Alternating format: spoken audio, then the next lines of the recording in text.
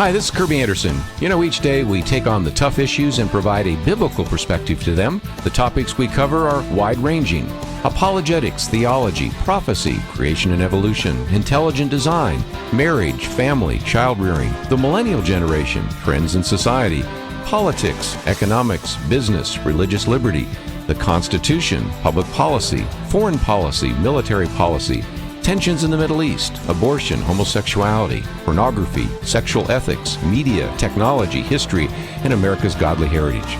We talk about anything that affects your faith, your family, or your freedom. So don't go anywhere, because Point of View starts right now.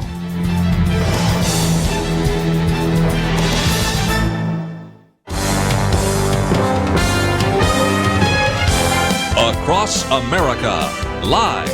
This is Point of View.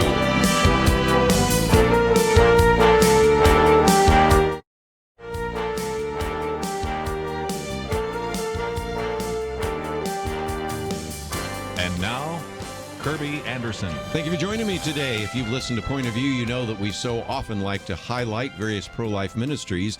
And how appropriate is that right now? Because, of course, we've had the March for Life. Then, on the 46th anniversary of Roe versus Wade, the governor of New York signs this questionable bill that I think is of great, great concern. So we're going to talk about that. If that's not enough, this last week, the governor in Virginia trying to define and really defend things that are indefensible. A little bit later, we're going to be talking about Senator Ben Sasse introducing material that will be discussed today in the Senate. So there are just a lot of reasons to talk about pro-life issues, but especially I wanted many of you to know about the Prestonwood Pregnancy Center, and those of you in the Dallas area listening to this, or even outside of the Dallas area, certainly can benefit from that. And so we brought into the microphone today Leanne Jamieson, who's the executive director of the Prestonwood Pregnancy Center, individual that also worked as a women's ministry director at Second Baptist Church in Katy, Texas. And I just think it is thrilling that you have had such an incredible success and growth of the Pregnancy Center. Well, thank you, Kerby. Thank you for having us on today. But yeah, incredible growth over the last few years, up and around 50% each year. So yeah, we'll see. We expect to see about 9,500 client visits this year. And one of the things that I'm excited about being a deacon, I remember the first time that Pastor Jack Graham came in and said, we're thinking about expanding. No surprise there, because every time I turn around, he's talking about some kind of expansion. But then he talked about a clinic that was in the kind of the South Dallas area. And I've done some pregnancy center dinners down in that area, but I've never spoken at that particular one. But I was familiar with it because I knew that it was very close to the Planned Parenthood clinic down there.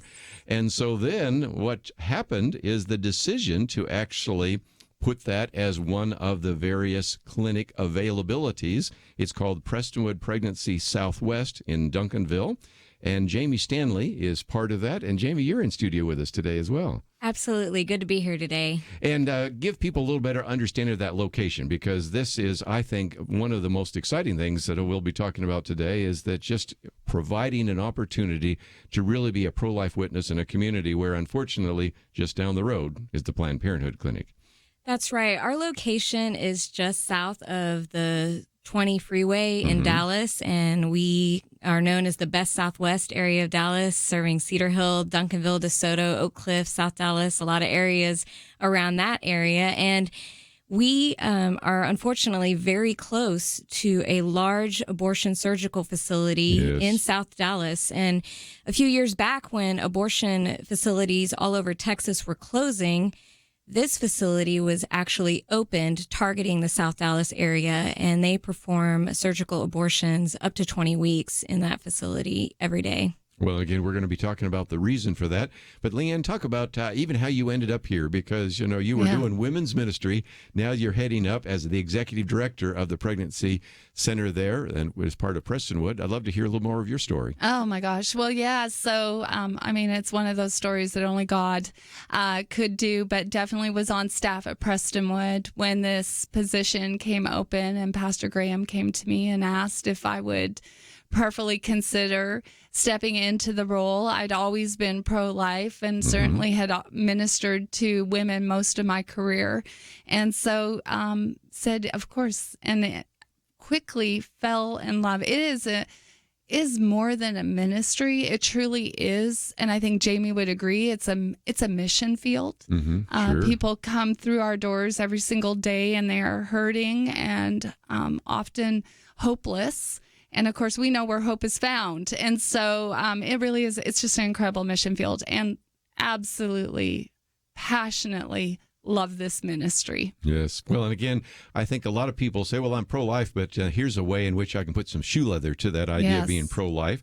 Because, again, I'll come back to you, Jamie. You've got a lot of abortion-minded women that will come into that clinic, and they are convinced oftentimes that the only answer to their so-called crisis pregnancy is abortion. And you give them options, which unfortunately they're not going to get down the road, are they?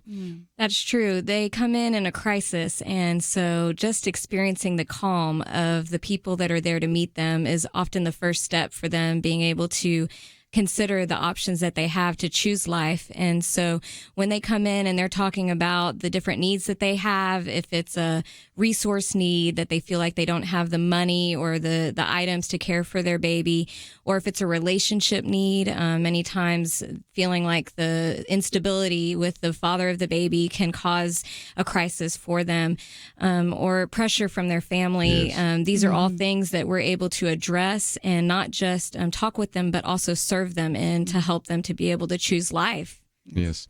And again, that's part of it, Jamie and Leanne. We were talking about the idea that we hear people say, well, I'm pro-choice. Well, did they really get all the choices? And when you come into the pregnancy center there at Prestonwood, either in the north or the south, you really get your choices. You really find out there are more choices than abortion, don't you? Oh my gosh, absolutely. I think deep in the heart, and maybe I think Jamie would agree, in every woman, she knows that's her baby. And I think often, the world has told her, listen, there's a quick fix. And so often they're in that whole they're reacting to their situation. Our whole job is to just get them to slow down and respond and help them understand that the obstacles that they think are in place that would prevent them from wanting to carry this baby to term, that we have answers for them and we can help navigate that with them. And as a result, our centers, we see 90% of our clients choose life. Yes. Well, and also something that's a little different, and, my wife will tell you that I've probably spoken at more pregnancy resource center banquets than any other thing. I have noticed something very different, and that is it used to be that we would talk about the men, but they wouldn't be in the clinic. Right. They would be the ones that might have been bringing the pressure. They might have even driven the truck or the car, but they didn't come into the clinic. You're seeing something remarkably different, aren't you, on that? Oh, my gosh, yes. I would say, 10 years ago, like you're saying, it was rare that the father of the baby would come to the appointment. Now it's unusual if he's not there. I would estimate about 80% of the time that male is coming with her, which is absolutely incredible because we want anyone in her circle of influence to be in that sonogram room and to hear the counsel that she's receiving. Because if she has a changed view and she goes home and she's back hearing contrary messages, it negates the great work that the Lord has done in her life at our center. And so we are purposefully and intentionally beginning to figure out how do we minister to the father of the baby? How do we engage him, equip him, and educate him about his unborn child? And again, I wanted to mention that even before we take our first break here, to just say that if you're listening to this right now, you say, well, this is something where my wife, my daughter, my sister can be involved, but there's really nothing for men because, after all, it's kind of a women's issue. Not so, because now there are all sorts of opportunities for men to get involved as well. So I did want to mention that before we take a break, and then talk about your fatherhood initiative that you're working on. I want to talk about the mobile clinic because that's something that people are really beginning to see is very significant, as well as, of course, you went to the March for Life. I want to hear your comments about that. Yes. So we have a lot to cover. We will do that right after these important messages.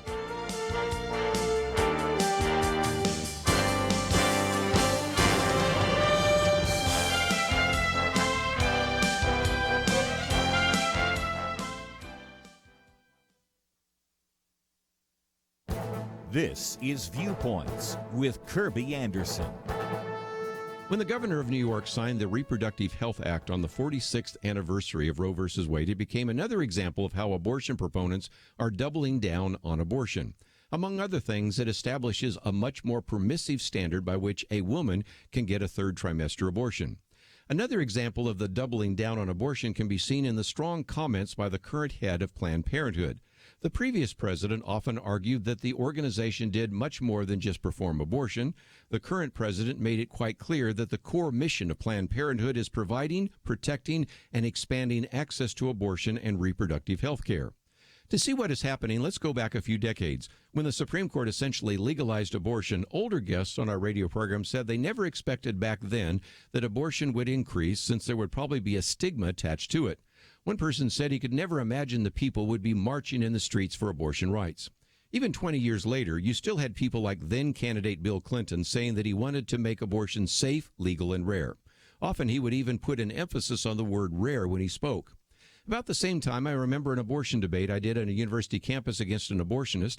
He presented abortion as a difficult decision and perhaps the lesser of two evils, necessary only because a woman had a crisis pregnancy. Contrast that with the New York governor who not only signed the bill but also lit up two bridges, a government building, and the One World Trade Center spire in pink. When the bill passed the New York legislature, you can watch the YouTube video of the enthusiastic applause. All of this shows how abortion proponents have decided to double down on this issue. I'm Kerby Anderson, and that's my point of view. Take Kerby and the Point of View team with you on the go with the Point of View app. Search for Point of View Radio at the Apple or Google Play stores.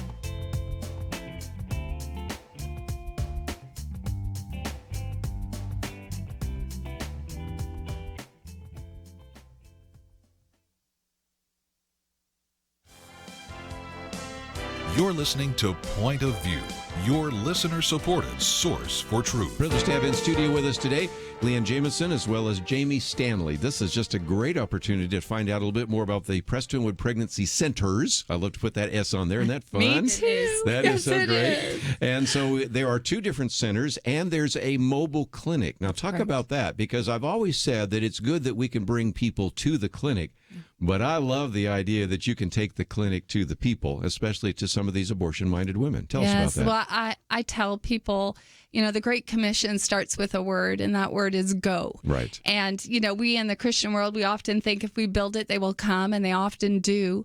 But, it's fulfill. I like to think that mobile unit is fulfilling that Great Commission. But we're going into areas that are predominantly, they have very high rates of teen pregnancy, Yes. underserved. There are areas that those clients couldn't come to us. And we see great success on that unit. And it's incredible. I mean, it is 36 feet of modern. I mean, we built it from the tires on up, and it is first class. And I love that, because women who are seeking our services, we want them to know they are special. So Sure. And I might come to you, Jamie, for just a minute, because, in the last couple of weeks, we've had guests in studio. We've talked about the ministry that people are having in Bachman Lake. We've talked about the ministry in West Dallas. Matter of fact, I still sit on the board of West Dallas Community School. You're in the South Dallas area, but some of these areas, even if there's not a bricks and mortar clinic there, bringing that facility there can really begin to get the attention of some of these abortion-minded women, can it? Absolutely. The women often feel that they don't have any other options because the message that's continuously presented to them is that if you become pregnant, you need to fix this problem. And so we are really proclaiming a culture of life that begins to let them know that life is a great choice, and it's one that's supported by the entire community, from the city government to the schools and to the community organizations that are there in the Southern Dallas area. And again, I just think that that's why we need to go to them, because in some cases they may look at that clinic and say, should I go in there or not? Pregnancy center, what, all those kinds of questions that are there. But Leanne, what you are really doing in some cases, as you mentioned just a minute ago, is tapping into a woman who knows it's a baby. Right. I have never seen a woman go to a fetus shower. They go to a baby shower, and if they want that child, they call it a baby. As soon as they see a sonogram, or as soon as you begin to educate them a little bit about what's going on, I think that taps into some of the inevitable maternal instincts that are there that have been pushed out by a secular culture. Right. Well, and, just on that same point, I think years ago, we used to debate whether or not it was a baby at conception. Yeah. Have you noticed that we don't debate that any longer? Now we're talking about a woman's right. Yes. And so, I think there's no negating the science. People know it's a baby. But what is absolutely incredible, the Lord has given us a great tool in that sonogram machine. And at the Prestonwood Pregnancy Center, we buy the best. We have 3D, 4D machines that are the top of the line, because we know the power that happens in that room, because in her heart, she already knows that's a baby. That maternal instinct, it's just undeniable. And we bring her into that room, and she sees the image of her child, and the wall starts to come down. But what is so amazing to me that I didn't really realize until I came on staff is it's the heartbeat. Yes. It's hearing, it's that as that heartbeat, as we engage that Doppler and it begins to resonate in that room, like those are the moments that we hear. Thing. It's a baby. We had a couple, it was a young couple, and the abortion determined, and the father, the baby, he would not engage. He had his phone out, and he's looking at his phone in the sonogram room, and she's kind of starting to waffle, and she's trying to get his attention. And she's sort of slapping at him to kind of get him to look up, because we project the image of the child up on a big screen TV in the room, and he won't look up. And the nurse engaged the Doppler, and when that heartbeat came on, he couldn't help himself. He looked up, and before he knew what he was doing, he said, that's a baby. And in that moment, they chose life, and it was the heartbeat, that penetrated his heart. So, there's no denying that, God's at work before they even show up, for sure. We even have a letter going out because of the fact that we see so many people doubling down on abortion. And so one of the things I talk about is a debate I did years ago with an abortionist. And the argument that I used was pretty compelling, I think, for anybody listening there, even before we had all the sonograms and things like that. And that is, if you have a cessation of heartbeat, which used to be used to define death, could the onset of a heartbeat define life? Well, in most cases, that heartbeat begins before many women even know they're pregnant. Yes. Now, if you say, well, maybe we don't use that, now we use an EEG, electroencephalograph, brainwave activity. If we now say the cessation of brainwave activity defines death, could the onset of brainwave activity define life? And so, once you start using some of those arguments, even abortion-minded students in the audience at this university were going, yeah, that makes a lot of sense. I never thought about that before. Yes. And those are the kinds of things that people that are promoting abortion don't want people to think about. They want to talk about a woman's choice, and they don't want to talk about any of the basic biology or obstetrics, right? And I totally agree with you. I think at some point we've got to have these discussions, because you're right. The pro-abortion argument falls apart as soon as you start to talk about, okay, so, like you're saying, if a heartbeat determines, if the end of a heartbeat determines death, then of course it would determine life. And, that's what is incredible about our machine as well, getting back to that, is that we can get a heartbeat. I mean, often she's just figuring out she might have missed her cycle when that heartbeat is beginning. It's powerful for sure. Yes. Well, and again, it's such a game changer since I'm the old guy around the table. I remember when my wife and my daughter worked at the Dallas Pregnancy Resource Center, or even going back to Jim McKee, who in the 1980s actually established what came to be, now I guess it's called Thrive, but it shows how long I've been doing some of these things. We had nothing like sonograms. Yes. And we actually, on this program, oftentimes would show videos when Windows to the Womb videos came out and some of that. So you have such a great technology. Yes. And I thought I just might mention that, Jamie, just down the road at that abortion clinic, if they ever did need to use a sonogram, sometimes they do for very late-term abortions, although we don't do many late-term abortions in the state of Texas anymore for good reason. But if they do, I've noticed that if they do use a sonogram, they make sure that they turn it so that the woman does not see that, because they recognize how powerful that image is. That's true. The women are not directed towards the image, and the father of the babies are not invited in to experience seeing their child on that screen. And we're able to offer that as a free service to them. And so we can use that tool of the sonogram as a way to serve her heart. If she's considering an abortion and she's not sure what the gestation of her pregnancy is, we can invite her in and say, let us give you this free sonogram, and you have a chance to make a really informed decision. Yes. And again, one of the things I might just mention is you can go to prestonwoodpregnancy.org. You don't have to remember all that, just as a link there, so just click on it there. That's a place where you can find out a little bit more. And Leanne, you might even have a listener right now that's a nurse that says, I've done sonograms. You mean I can volunteer and help you out, or I can work with you? Or is there a place for people with medical background? I will take her for lunch. I'd buy her coffee.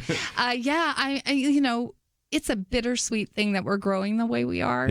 50% last year, 48% the year prior. Sure.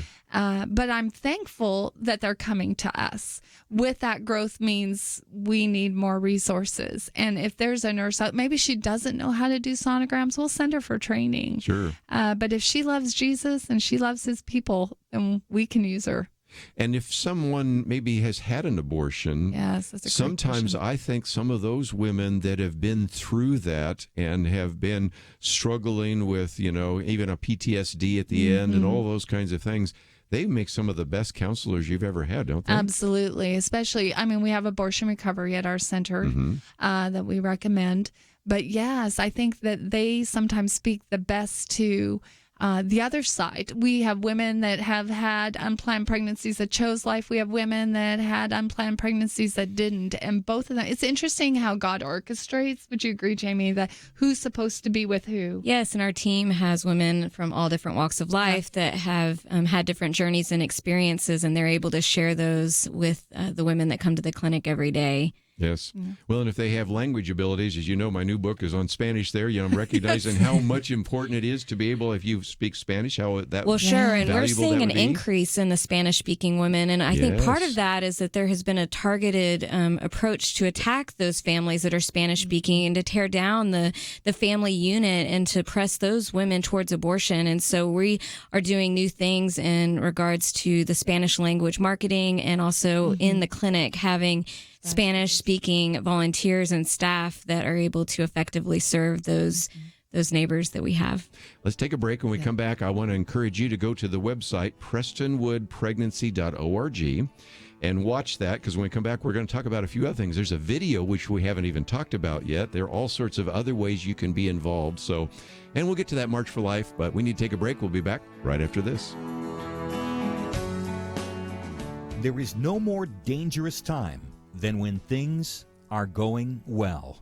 Remember Elijah on Mount Carmel? Fire came down. There was no doubt who was God, but what happened next? He went from amazing faith to a time of great fear and depression. Many Christians have been very thankful a certain Democratic candidate for president was not the one to nominate 2 replacements for the Supreme Court.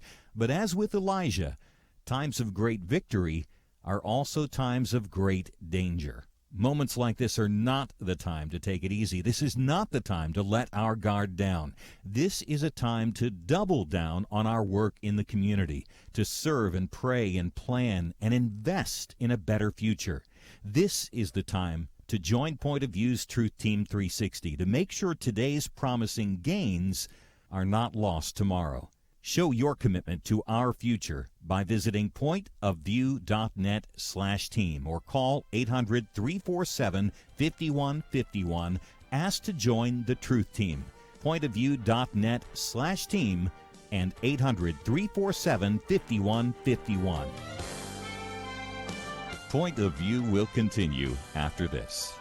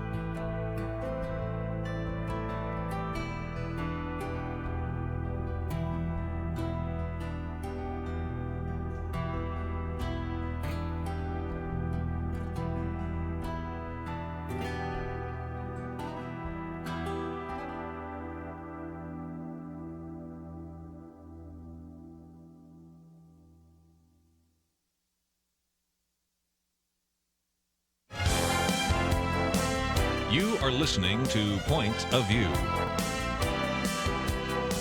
The opinions expressed on Point of View do not necessarily reflect the views of the management or staff of this station.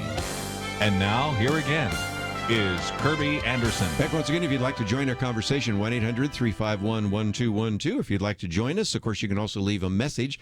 We do also broadcast on Facebook Live, and some people like to leave messages there as well. Of course, we also broadcast on pointofview.net. So lots of opportunities, but we have a link to prestonwoodpregnancy.org.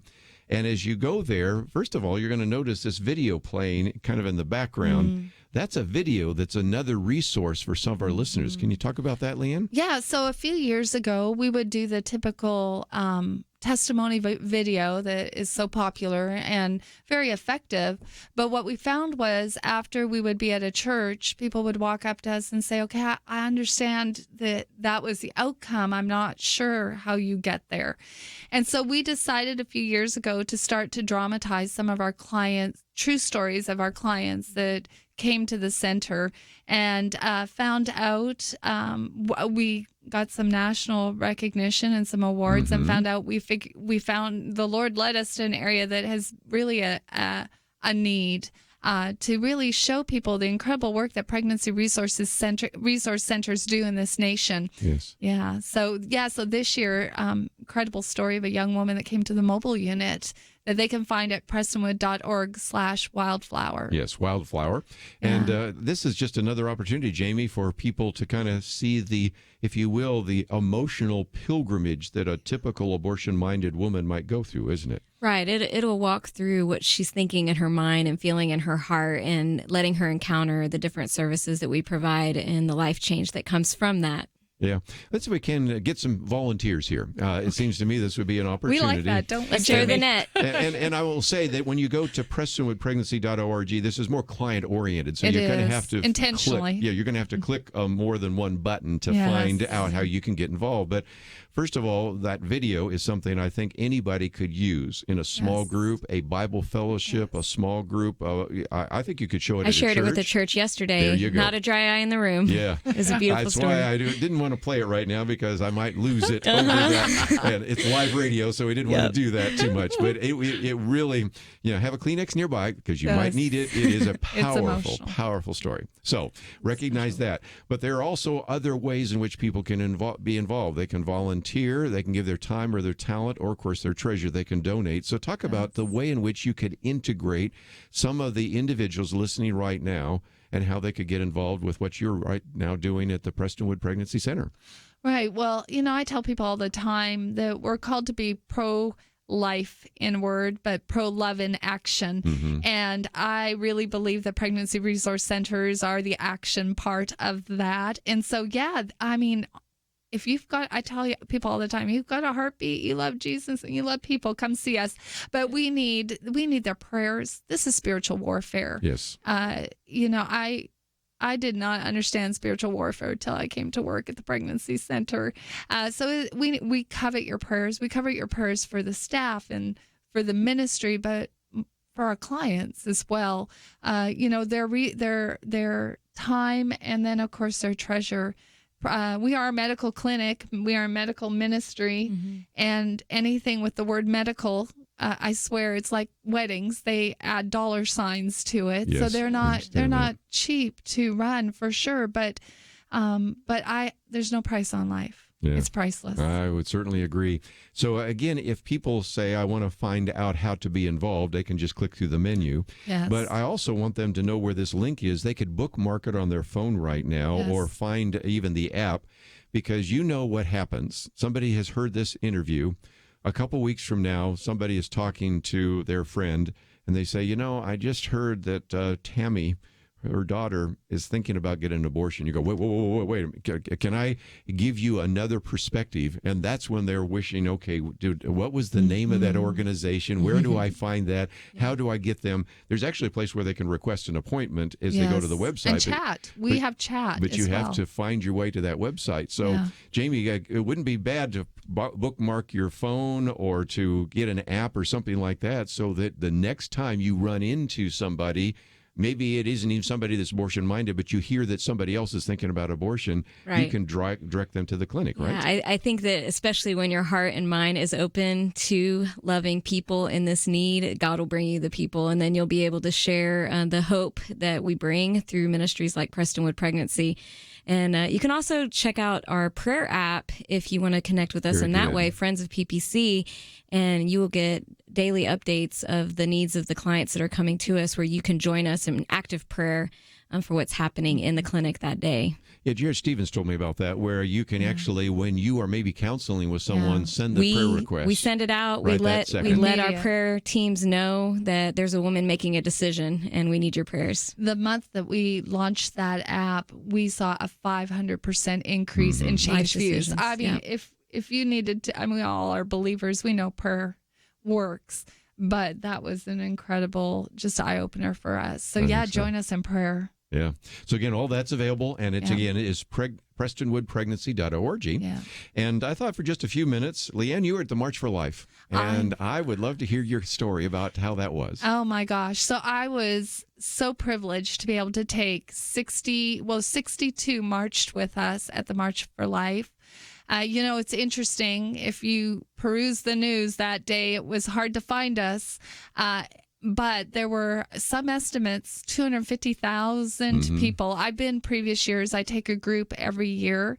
I tell people we did more than just march. We joined a movement. Yes. And it was a wave of people. And, the people that I took with me, if they were here right now, they would tell you that they left impacted, that they went to make a visual statement, but they came back changed. And they often will come back and say, now, what can I do to change the trajectory of America on this issue of abortion? And the word impacted is often what I hear. It's incredible to see that hundreds of thousands of people join together that are like-minded and that are saying abortion is not something we want our country to participate in. And one of the speakers there, and I'll talk more about her in the next hour, is a representative from the state of Louisiana, who is a Democrat, by the way, who actually sponsored the Louisiana abortion law that the Supreme Court actually has put a stay on because it would have gone into effect next week. But it does look like the actual statement by Samuel Alito, they may allow that to go forward. So I thought it was, first of all, encouraging that you had a pro-life individual who's a Democrat. Unfortunately, aren't as many of those. Yes. African-American from Louisiana. And you had a chance to hear her speak there at the March for Life. I mean, she was probably, we also had the vice president. So I want to give credit where credit's due. He was powerful, and we were so thrilled for having him actually to be there. And, of course, we heard from the president. But she was powerful. And the crowd, if you've watched the videotape, watching them respond, because she would yell out and we would yell back for life to hear hundreds of thousands of people responding. It isn't a it shouldn't be a Republican or a Democrat issue. It is our first right, the right to life. This is an American issue. It is a Christian issue. So it was incredible to have her up there and speaking to the crowd. And I did want to mention her because I wanted people to see this is more than just a Republican or Democrat issue. She's, of course, a Democrat, but, of course, you had Mike Pence. You also had some very kind words from Donald Trump, President Donald Trump. And again, if you had told me 5 years ago that he, first of all, was going to run for the presidency, number two, that he was going to win for the presidency, and that then Vice President Mike Pence, and we put his article up last Friday, would call him the most pro-life president in history, I'd say I think that you've lost your mind. And that's exactly what has happened, whether it's Mexico City regulations, whether it is defunding of Planned Parenthood. On Title many 10 funding. Yes, all sorts of issues. This is an administration that has been very pro-life, and that, if nothing else, was just something else that was encouraging the March for Life. Well, and I have heard that from people even inside the White House, that this is not just an issue that is getting lip service. This is an issue that is going to be moved forward, that we're going to see true change in. But of course, we all know that Roe v. Wade gets overturned. It goes back to the state. Yes. And which is why we're having all the things happening in places like Virginia, New York, Rhode Island, to mention just a few. Yes. But on the other hand, you have what's happened in Louisiana, what's happened in the state of Texas, and a variety of other places. So we'll take a break, and when we come back, we'll talk for just a little bit longer. And I appreciate you both for being here today. But if nothing else, not only in the legislative area, but just in the war of ideas, there are more pregnancy resource centers than there are abortion clinics. Amen. Many more now than ever before. And a 50% growth, you don't solve all your problems by growing. I know that as an No, we executive don't. director either. But nevertheless, we certainly want to see if we can get a few more foot soldiers there for pro-life. Absolutely. And so that is, again, a resource available on our website, pointofview.net. Let's take a break. We have a lot more to cover, and we will try to do all of that in the next segment right after these important messages.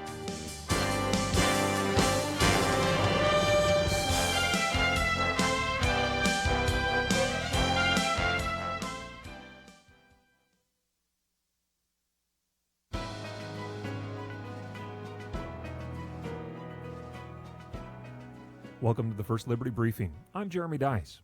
In 1925, the Bladensburg World War I Veterans Memorial was erected to honor the 49 men of Prince George's County, Maryland, who gave their lives in World War I. It stands outside of Washington, D.C. in the median near the National Defense Highway. This memorial, one of the oldest memorials on U.S. soil to honor the fallen of World War I, has stood without complaint for nearly a century. For the first time in over 9 decades, the American Humanist Association voiced a complaint.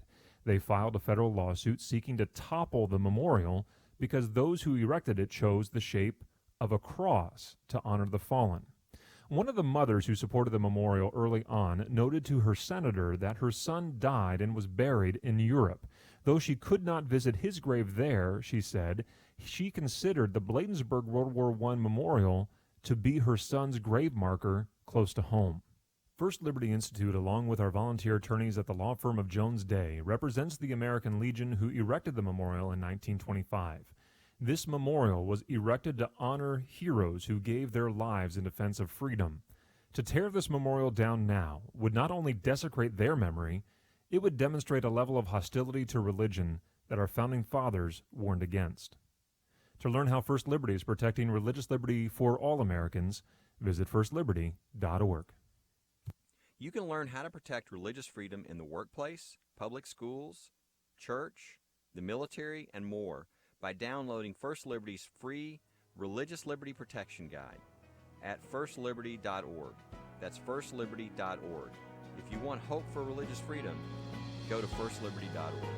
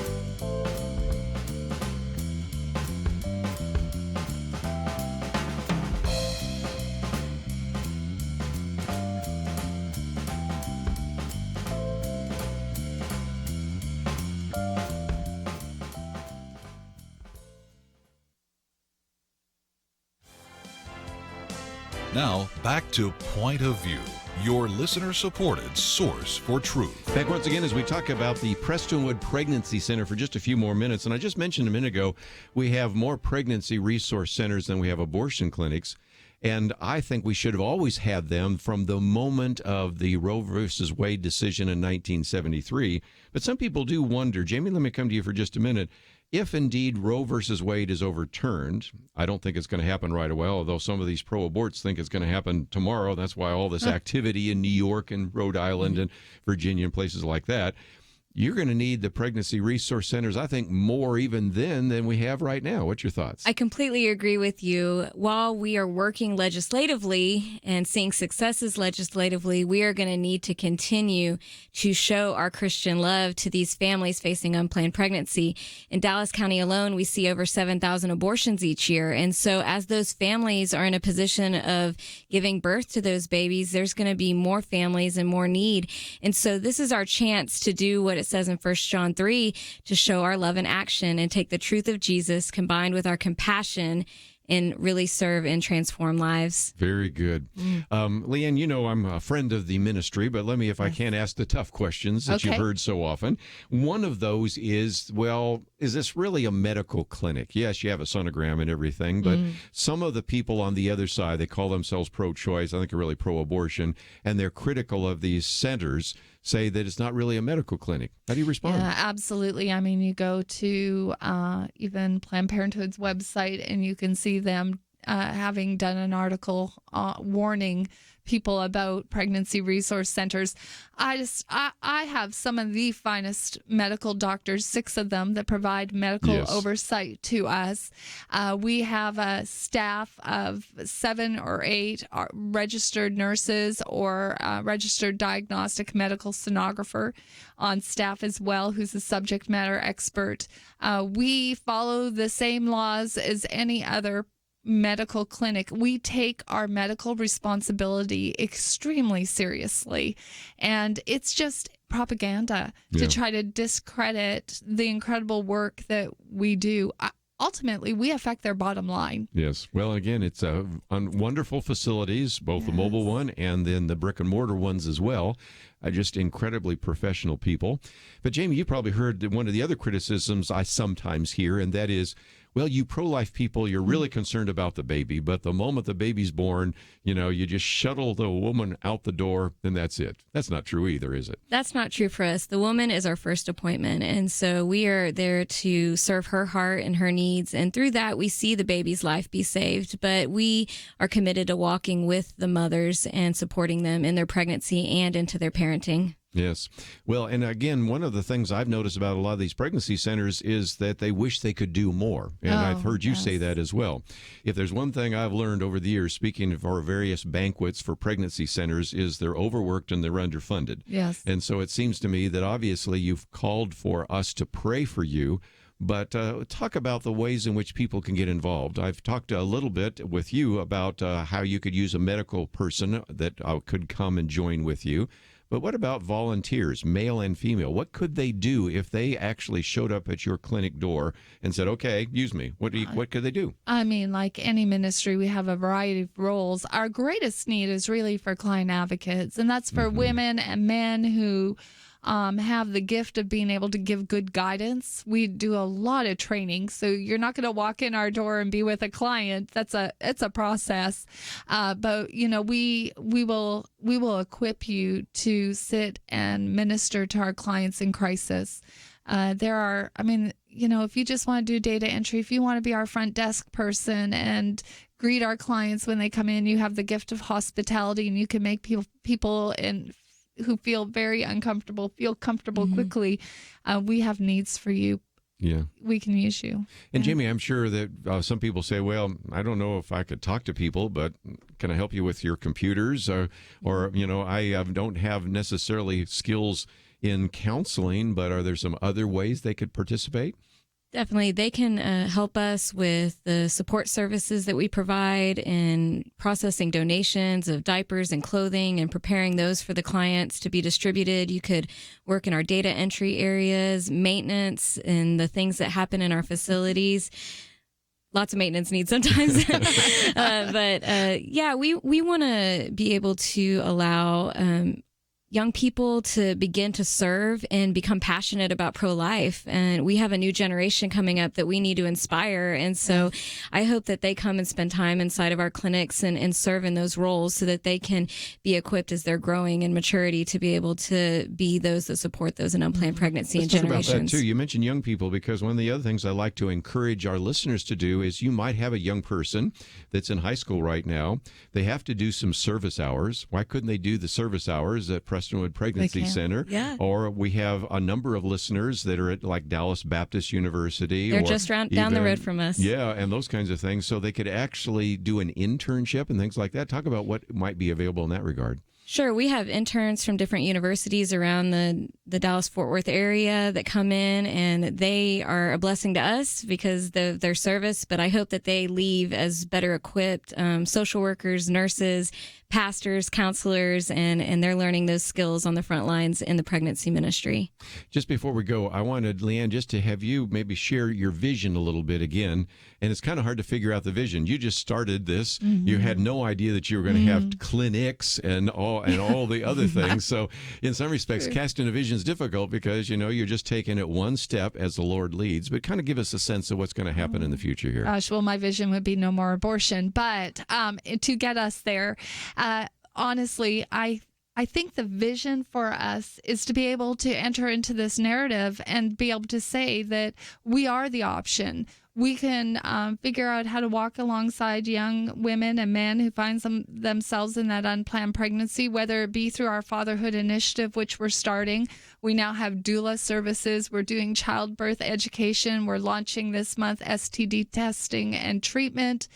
We're looking at how do we, as much as what Planned Parenthood says that they do, and if we really want to see Planned Parenthood defunded, which we do, how then do we enter in and say we are a viable choice? So we can fill that need in this nation, and we believe we can. We believe we already do, but we're looking at expanding those services to meet those needs.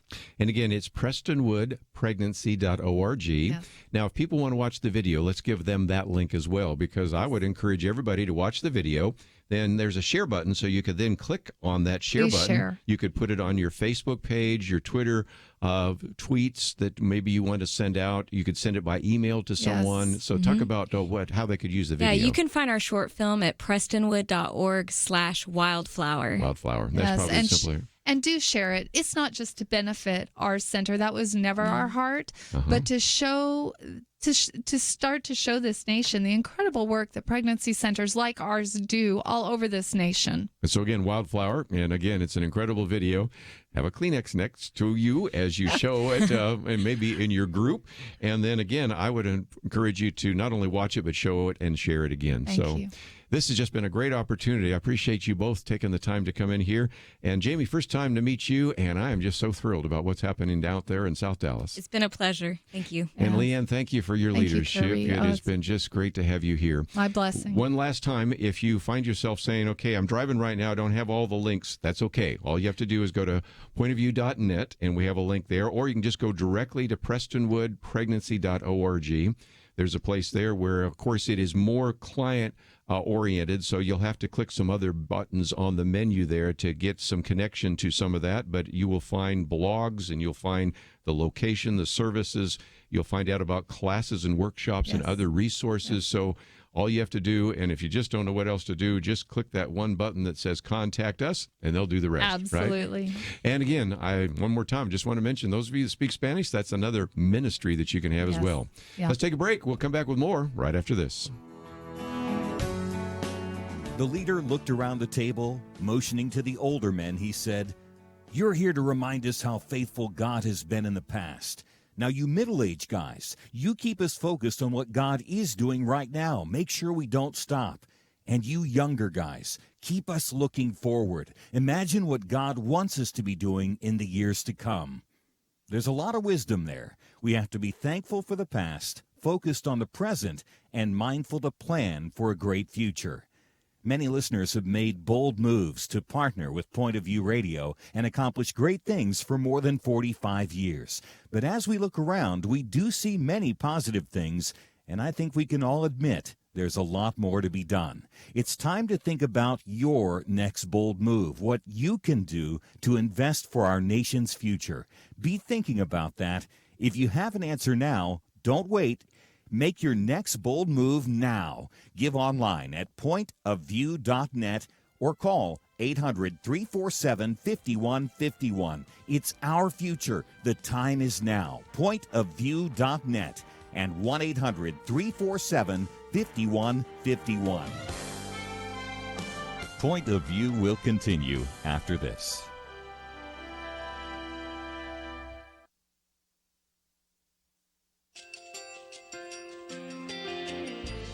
I just want to thank you so much for all the wonderful programming you have. You're just absolutely fantastic. I recently started listening to Point of View, and I really found it interesting because of the different subjects you cover. Thank you for that. I really appreciate everything that you do in keeping us informed. Thank you, Kerby, for everything that you have been doing. I appreciate all the work that you're doing, advocating for the Word of God. Thank you so much. Point of View, I think, is absolutely necessary because it's a Christian perspective, a biblical worldview perspective, and receive very current, up-to-date information about what is really going on, week to week in our culture, which is changing so rapidly, and yet it's morally sliding backwards. Yeah, I'm just, first of all, I thank you guys. Y'all's program is wonderful, and enjoy it every day. I learn so much every time I listen to it. Point of View Radio Talk Show.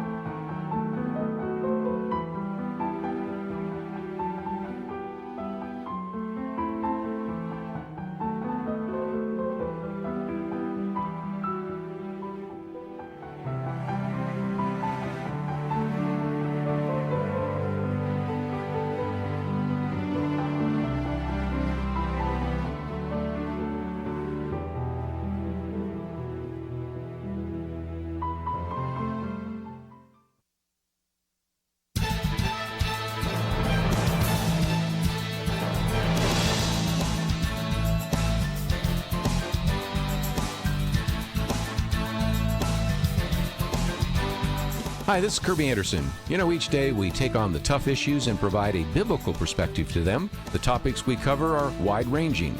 Apologetics, theology, prophecy, creation and evolution, intelligent design, marriage, family, child-rearing, the millennial generation, friends and society, politics, economics, business, religious liberty, the Constitution, public policy, foreign policy, military policy, tensions in the Middle East, abortion, homosexuality, pornography, sexual ethics, media, technology, history, and America's godly heritage.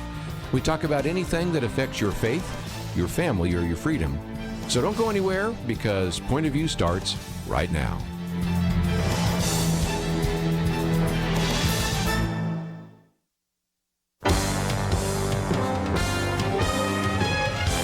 Across America, live. This is Point of View.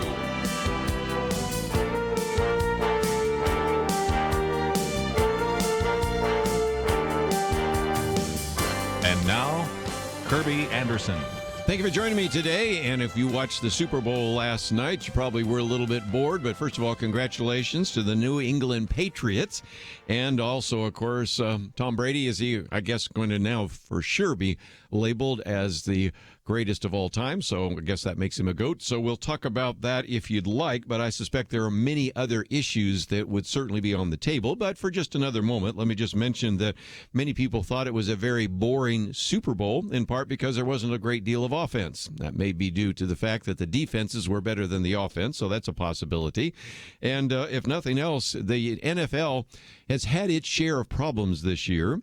And it has certainly been calming down a little bit. The real question is, would somebody take a knee during either the Super Bowl or during the halftime? It doesn't look like that took place, but most people weren't that impressed with the halftime celebrations. And even the commercials, a lot of people said there were a couple that they liked, but a lot of them were just very plain vanilla. And I have to say that a lot of that has to do with the fact that right now there are a lot of companies that are running scared. And they're just saying, we're not going to put out an edgy commercial. We're not going to put out one that's terribly creative. We're not going to have one that maybe is even funny, because after all, somebody might say that this was offensive to that particular aggrieved group, and then they would be calling for a boycott. So this turned out to be a pretty bland Sunday at every level.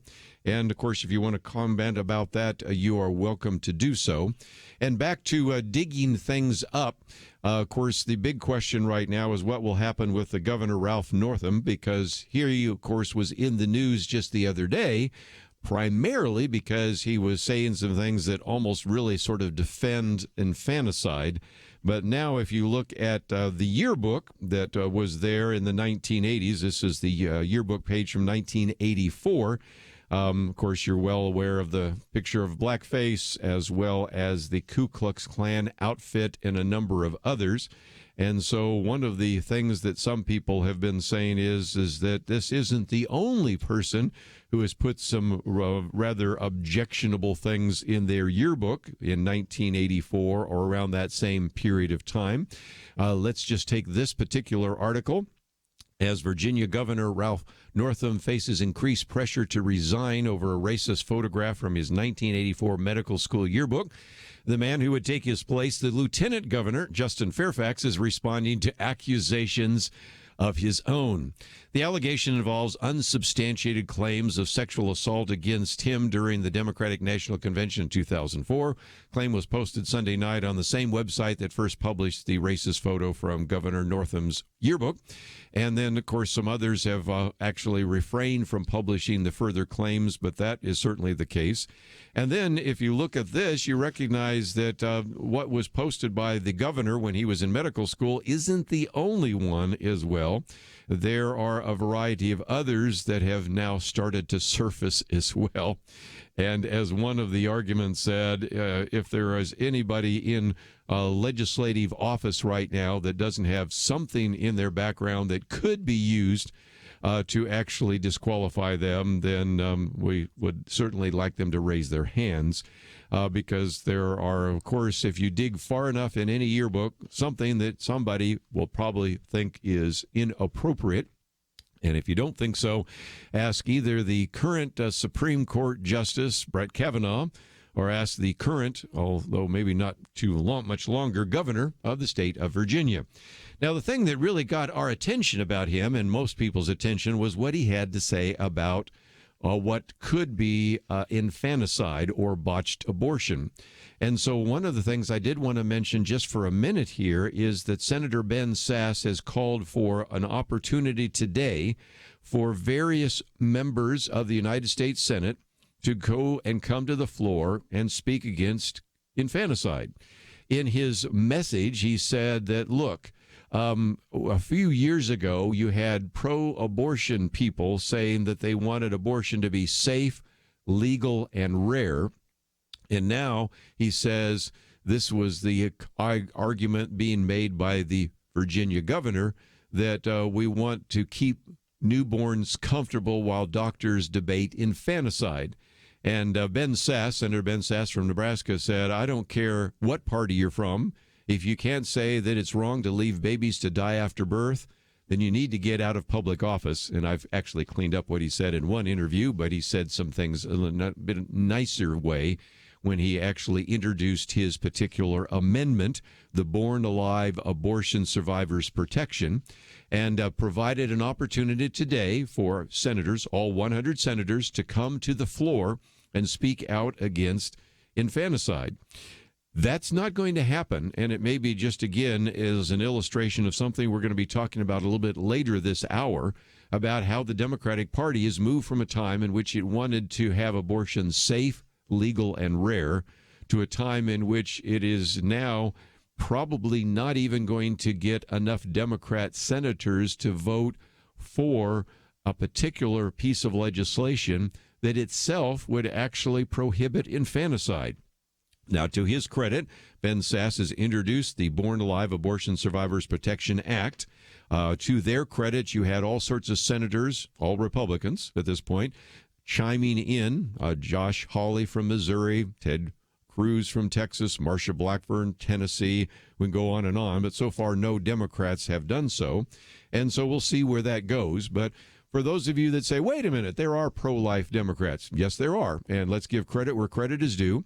A piece of legislation that would have gone into effect has been put on hold by the moment. But this legislation was introduced by Louisiana Representative Katrina Jackson.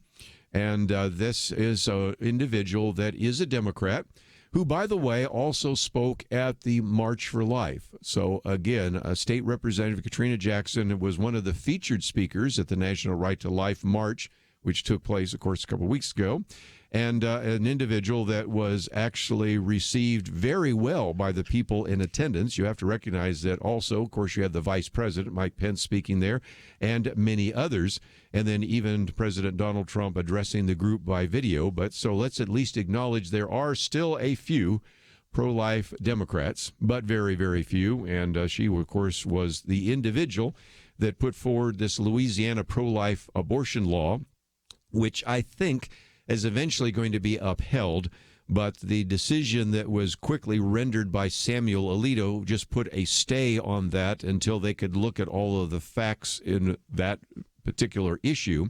But with the addition of Supreme Court Justices Neil Gorsuch and Supreme Court Justices Brett Kavanaugh, I think it is something that might actually be upheld.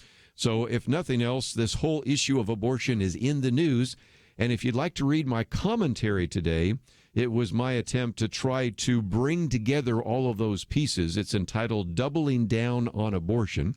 After the break, I'll read just pieces of it, because what we have seen is abortion has come from being sort of a back burner issue to something that might actually be a front burner issue in the presidential campaign and in many congressional campaigns just a year or two from now. So we'll see where that goes, and we'll come back and also talk a little bit more about some of the other individuals running for the presidency, including Howard Schultz. We've got a lot more to cover. We'll do that right after this.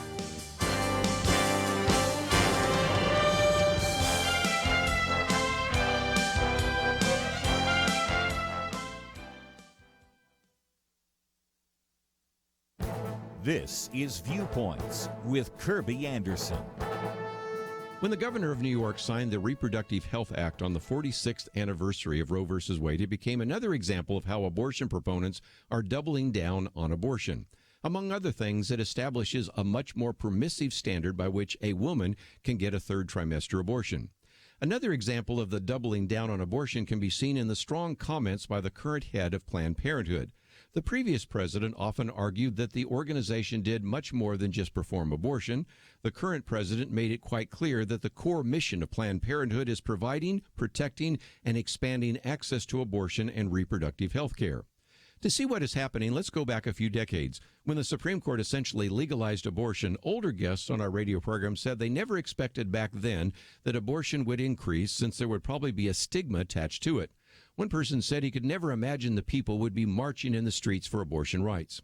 Even 20 years later, you still had people like then-candidate Bill Clinton saying that he wanted to make abortion safe, legal, and rare. Often he would even put an emphasis on the word rare when he spoke. About the same time, I remember an abortion debate I did on a university campus against an abortionist. He presented abortion as a difficult decision and perhaps the lesser of two evils, necessary only because a woman had a crisis pregnancy. Contrast that with the New York governor, who not only signed the bill but also lit up two bridges, a government building, and the One World Trade Center spire in pink. When the bill passed the New York legislature, you can watch the YouTube video of the enthusiastic applause. All of this shows how abortion proponents have decided to double down on this issue. I'm Kerby Anderson, and that's my point of view. Take Kerby and the Point of View team with you on the go with the Point of View app. Search for Point of View Radio at the Apple or Google Play stores.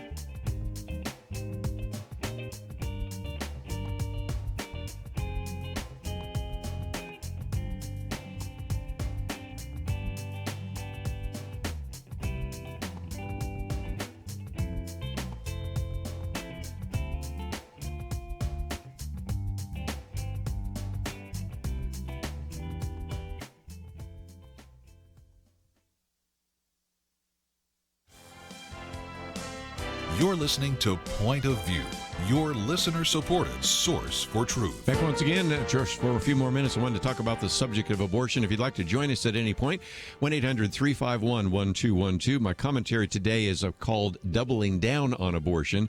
And this is, I think, somewhat surprising because in a very interesting twist, there have been a number of individuals that have not really wanted to address the issue of abortion. For many years, it was very true that sometimes Republican candidates would not want to talk about abortion because they were convinced that being pro-life was certainly important to them, but they did not want to say that because that would cause people to vote against them. There was kind of a switch as you began to see that at least a majority of Americans called themselves pro-life. Now, just because they call themselves doesn't mean they necessarily are, but that is certainly something that caused at least some Democrats saying, I'm going to talk about a woman's right to choose, but I'm not going to make a big deal about it. It'll be on my policy position papers, but I'm not really going to emphasize it. And, of course, you had some pro-life Democrats, although fewer and fewer in Congress or even in state legislatures. But this doubling down, I think, caught a lot of people off guard. As I point out in my commentary, back in the 1990s, you had candidate and then President Bill Clinton constantly say that he wanted abortion to be safe, legal, and rare. And he would even emphasize the word rare. And you could see comments like that showing up on the Democratic platform. Again, just emphasizing that, we're not going to spend a lot of time talking about it except when we speak to a Planned Parenthood group or NARAL or something like that. But things changed a couple of weeks ago on the 46th anniversary of the decision of Roe versus Wade. The governor of New York actually signed the Reproductive Health Act, And not only did that open up the discussion about the possibility of allowing many more third trimester abortions, but it also just emphasized again that this issue was going to be a lot more significant in future campaigns for at least Democrats. And then the other example that I use there as well is up until recently, the previous president of Planned Parenthood used to kind of minimize abortion, say, well, yeah, we do abortions, but we do all sorts of other things. And Penna Dexter has a good commentary on that, and of course I have mine on it today, in which now you have the current president who made it quite clear that the core mission of Planned Parenthood is providing, protecting, and expanding access to abortion. Those are her words. So it has changed rather dramatically from a time in which you had even people that were promoting abortion, and I talk about there even in a debate that I did in university, debating an abortionist who was saying, this is kind of, difficult. It's a crisis pregnancy center. It's the lesser of all evils, but still it's something we should do. To now, we need to shout out our abortions and things of that nature. So you see that remarkable division taking place. And so I think it's something that maybe brings us back to something else I wanted to focus on, and that is the first article that I've posted here today is by Nicholas Phillips. Don't know much about him. I know he's a law student in New York, but it's well written. It's called The Sham of American Centrism. And what he is doing really is trying to simply address the issue of Howard Schultz, who we talked about on Friday. He's the former chairman of Starbucks, CEO, individual, most likely running for the presidency, and of course getting an enormous amount of pushback from Democrats. But it's kind of interesting in which he says, this is again the writer of this, Nicholas Phillips, that Howard Schultz thinks that his candidacy is viable because 40% of American voters self-identify as independents. Neither party, he says, represents the silent majority of the American people. And even in the article points out that in some respects, as a billionaire and as an individual that's sort of related to sort of the high-tech world as well, even though he's in the coffee business, of course, they point out that even others in the finance area, tech, and all those may be kind of what you might call socially liberal, but fiscally conservative. They say, we don't want to go to socialism. The free enterprise system has worked very well for us, although we're all for abortion, we're all for same-sex marriage and all those kinds of things. And so the point that this article by Nicholas Phillips is that if you look at the voter study group, they actually ask individuals, did you vote for Donald Trump? Did you vote for Hillary Clinton? Did you vote for someone else? And then ask them a series of questions. And it comes up with a graph that we have on our website. And if you look at this, those of you watching online right now will see that it's a graph where you have red dots in one area, blue dots in another, and a few other colors as well. And to explain it, whether you're looking online or not, just imagine for a minute we're going to look at a graph. You remember this from high school and maybe even junior high school.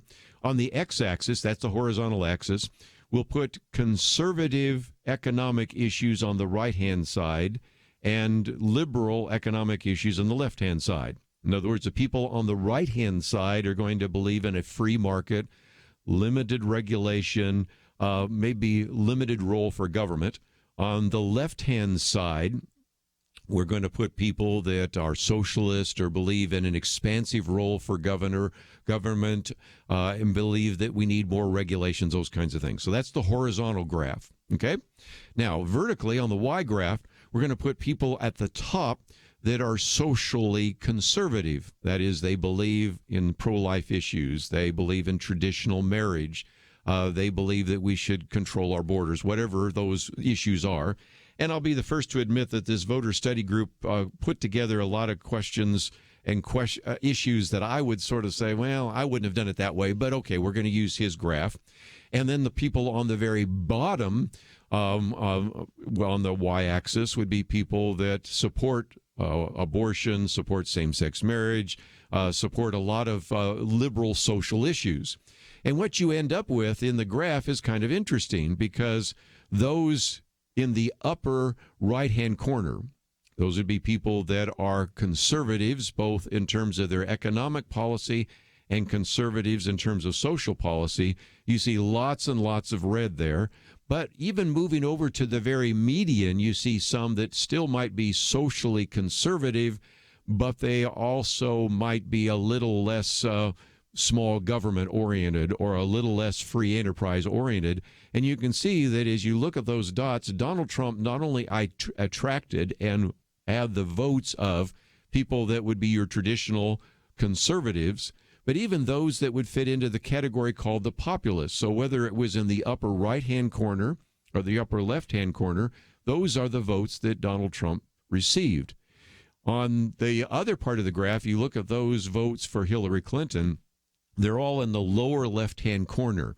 They're down where they are socially liberal and socially liberal and economically liberal, be a way to say that. And so, you can think about most of the candidates that are going to be running on the Democratic Party this time.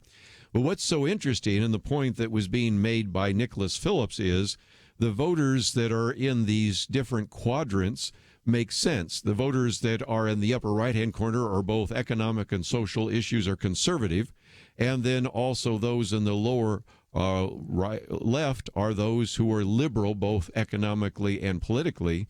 But there's one place that's like a ghost town, and that's where Howard Schultz wants to be. He says the lower right quadrant is where you end up if you're socially liberal but fiscally conservative, like Howard Schultz, running for, of course, the presidency, possibly, as the former CEO of Starbucks. He says the quadrant is a ghost town, representing a mere 3.8% of the electorate. So the mistake that I think he's making is he says there's a lot of people that call themselves independent. Very true. But they're independent populist. They're the kind of people that would still vote for Donald Trump. Those that would be independent and thus would be socially liberal and fiscally conservative, you could almost fit some of them into a phone booth. I'm being slightly facetious, but just barely. And so you can understand very quickly what this is. There is the silent majority, but the silent majority are the populists. They're the individuals that Donald Trump was able to attract. And, of course, as he says in this article, Nicholas Phillips says that Howard Schultz can't see its members because their worldview is so far away from his kind of neoliberal idea. And so I think it helps us understand that when people say I'm running as a centrist, you really don't have any place to go if you're socially liberal. Now, when we come back from the break, I want to take this graph, which we've been talking about.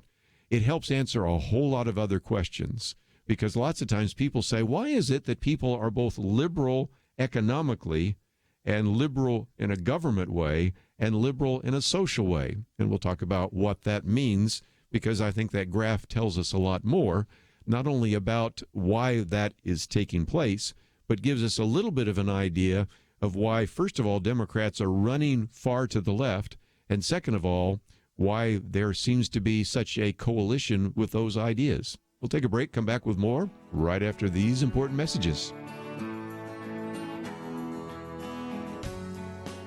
Question: do you have a health insurance plan you are not happy with? Well, Bethany and Jason thought they were stuck. Their plan just kept getting more expensive, and Bethany's favorite doctor didn't even take that plan anymore. And then some friends at church told them about Medi-Share. With our previous insurance, we were paying $1,200 a month. With Medi-Share, we now pay around $600 a month. Yes, they're paying $600 less per month, and that's a pretty typical savings with Medi-Share. And they actually like Medi-Share more. I was able to go back to my original doctor that I absolutely loved, and it's just been an absolutely beautiful thing being a part of Medi-Share. Yeah, so they pay a lot less and they like it more. No wonder Medi-Share is growing so fast. Find out more. They're super easy to talk to. All you have to do is call 855-90-BIBLE. That's 855-90-BIBLE. 855-90-BIBLE. It takes a team to win. Be part of Point of View's Truth Team and bring truth and healing to America. Go to pointofview.net/team, pointofview.net/team, and 800-347-5151. Point of View will continue after this.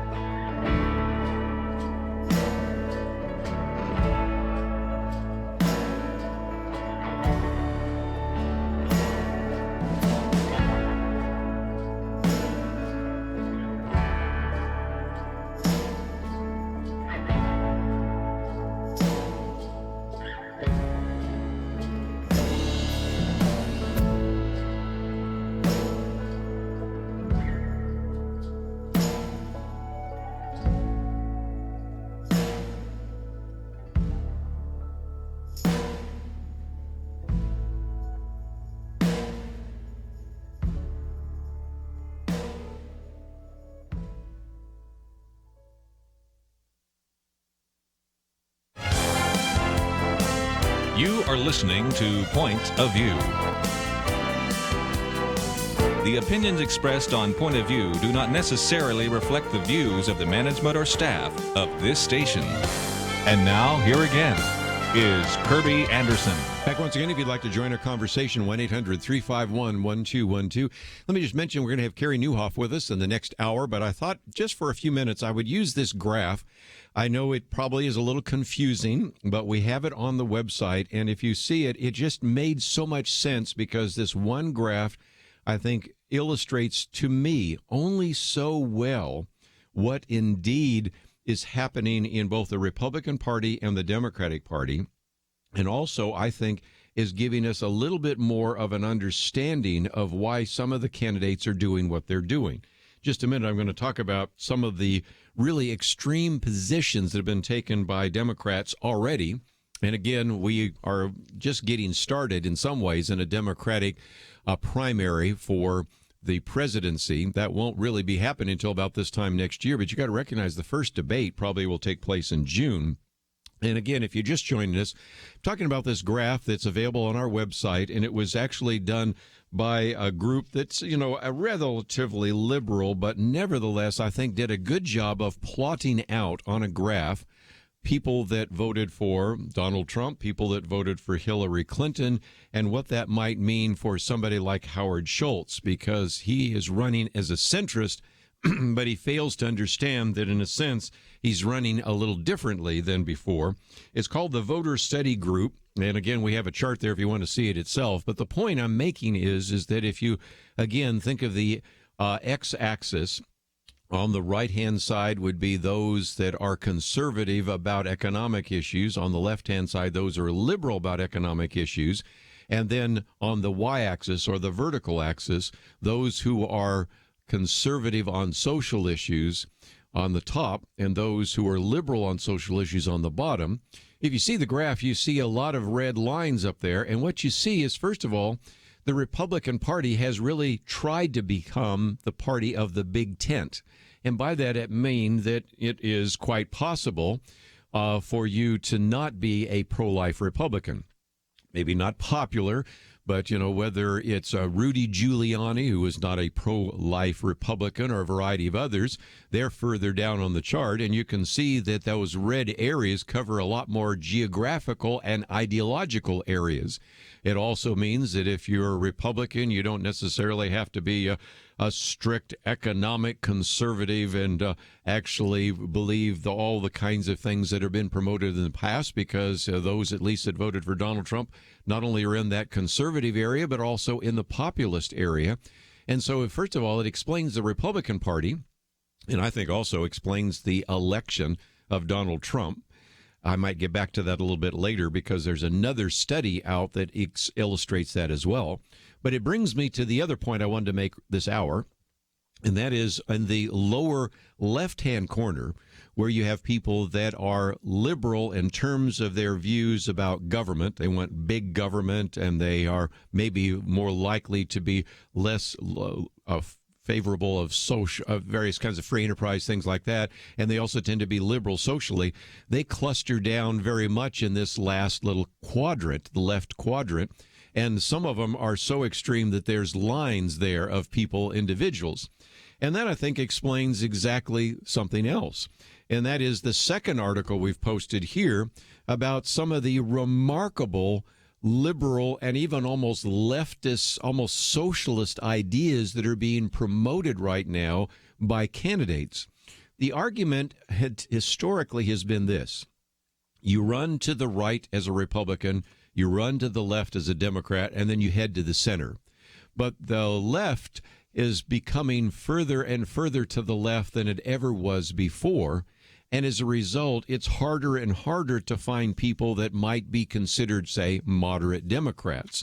Harder and harder to find the individual I mentioned just a minute ago, to Katrina Jackson, state representative in Louisiana, a Democrat who also spoke at the March for Life. Just harder to find those individuals. And, of course, also this article talking about how Howard Schultz is really illustrating how that has taken place, because this particular article by Matthew Condonetti says that Howard Schultz, again from Starbucks, from Seattle, holds liberal positions, he says, as far as I can tell, on every issue, donated lots of money to the Democratic Party and to the last Democratic presidents. But Howard Schultz is also a Democratic capitalist who attributes his phenomenal success, his fortune from Starbucks, to at least the culture of entrepreneurial risk-taking, minimal government interference in commerce, individual responsibility, and the rule of law. Well, that makes him so different than any of the other Democratic candidates. He felt like he really has to run on what? As an independent, because he just simply couldn't do that. And the examples he uses when he was on, for example, The View, 60 Minutes, and some of those, just look at these for just a minute.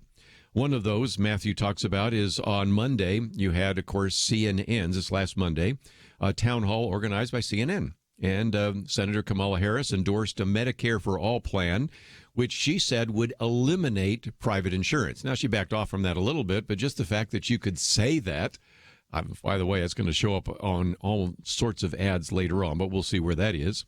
Then he goes on and talks about Elizabeth Warren. Senator Elizabeth Warren from Massachusetts endorsed a tax of 2% on assets. We've always taxed income. Now it's taxing assets, and a 3% on assets. So if it's assets of $50 million, 2%, 3% on $1 billion. And then, of course, the argument is this is just the opening gambit to also raise taxes on incomes, capital gains, dividends, and corporations as well.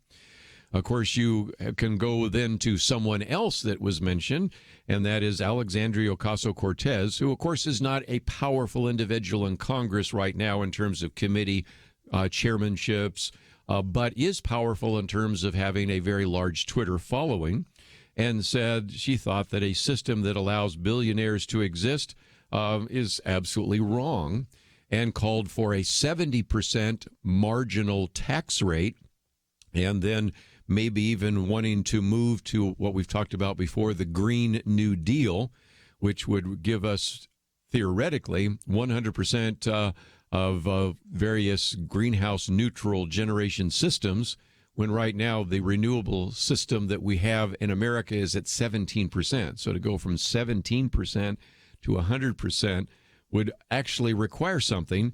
And it brings us back to our little diagram here. Think about this. If indeed you believe that abortion should be legal, and almost a majority of Americans are pro-life, the only way you're going to get that implemented is with a strong government.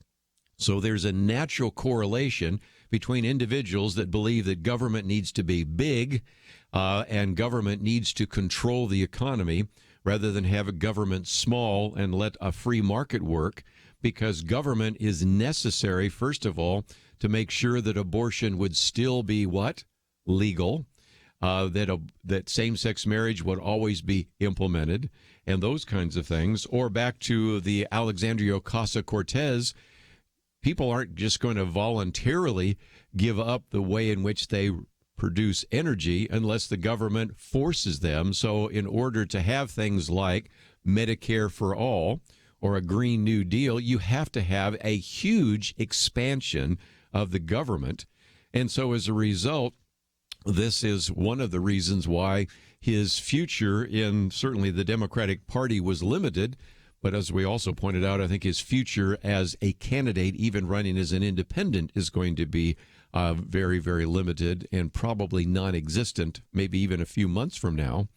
And I thought it was kind of interesting, though, that one of the things that Alexandria Ocasio-Cortez says, why don't we tell people that are especially billionaires who want to run for the presidency that they need to work their way up, or maybe they should start with city council first.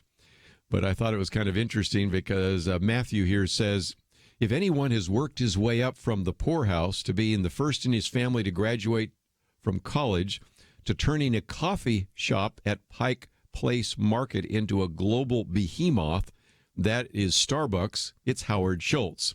He said, I even go so far to say that Schultz's company has done more for low-wage workers than the corniest socialist dreams of Alexandria Ocasio-Cortez. And so those are just a few of the examples he uses. He then goes on to talk about Ilhan Omar, some of the things that she's been saying recently, and just, again, recognizes that some of these Democratic candidates over the next couple of months and probably over the next year will keep trying to out-left each other and have more and more radical proposals. And I do wonder if there's much more room to the left. But again, as you look at this graph, you recognize that right now it is possible to be holding a lot of different kind of views and support Donald Trump. But if you support the Democratic Party, you've got to really fall in line. And if that doesn't explain some of the things we've talked about here on Point of View, I don't know what does. Let's take a break, though. When we come back, got a couple other things to point out on this very important week that we'll be covering. And then we'll have Carey Nieuwhof with us. Nieuwhof right after these important messages.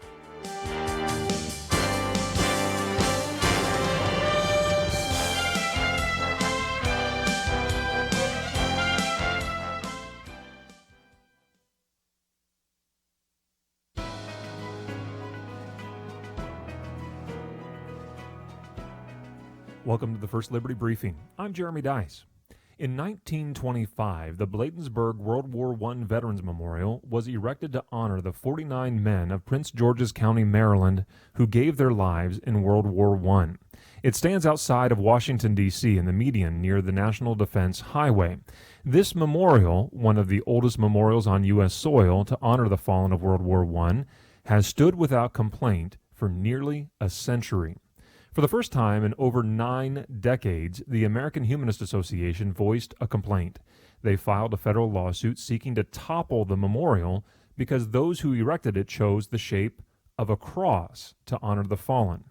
One of the mothers who supported the memorial early on noted to her senator that her son died and was buried in Europe. Though she could not visit his grave there, she said, she considered the Bladensburg World War I memorial to be her son's grave marker close to home.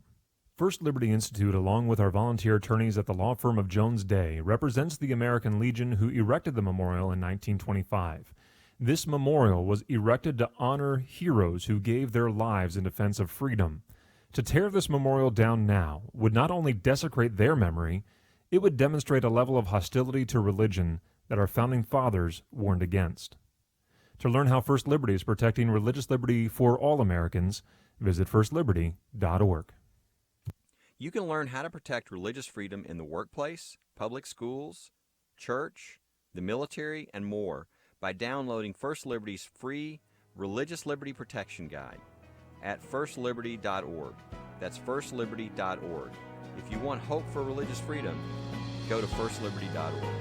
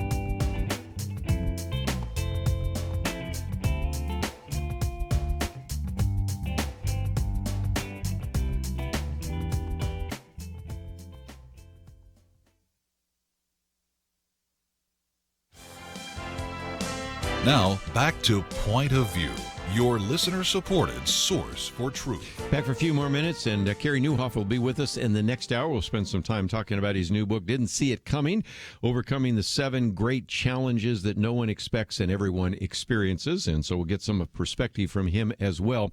Let me just, before we wind down this hour, though, just talk about, again, this issue of abortion.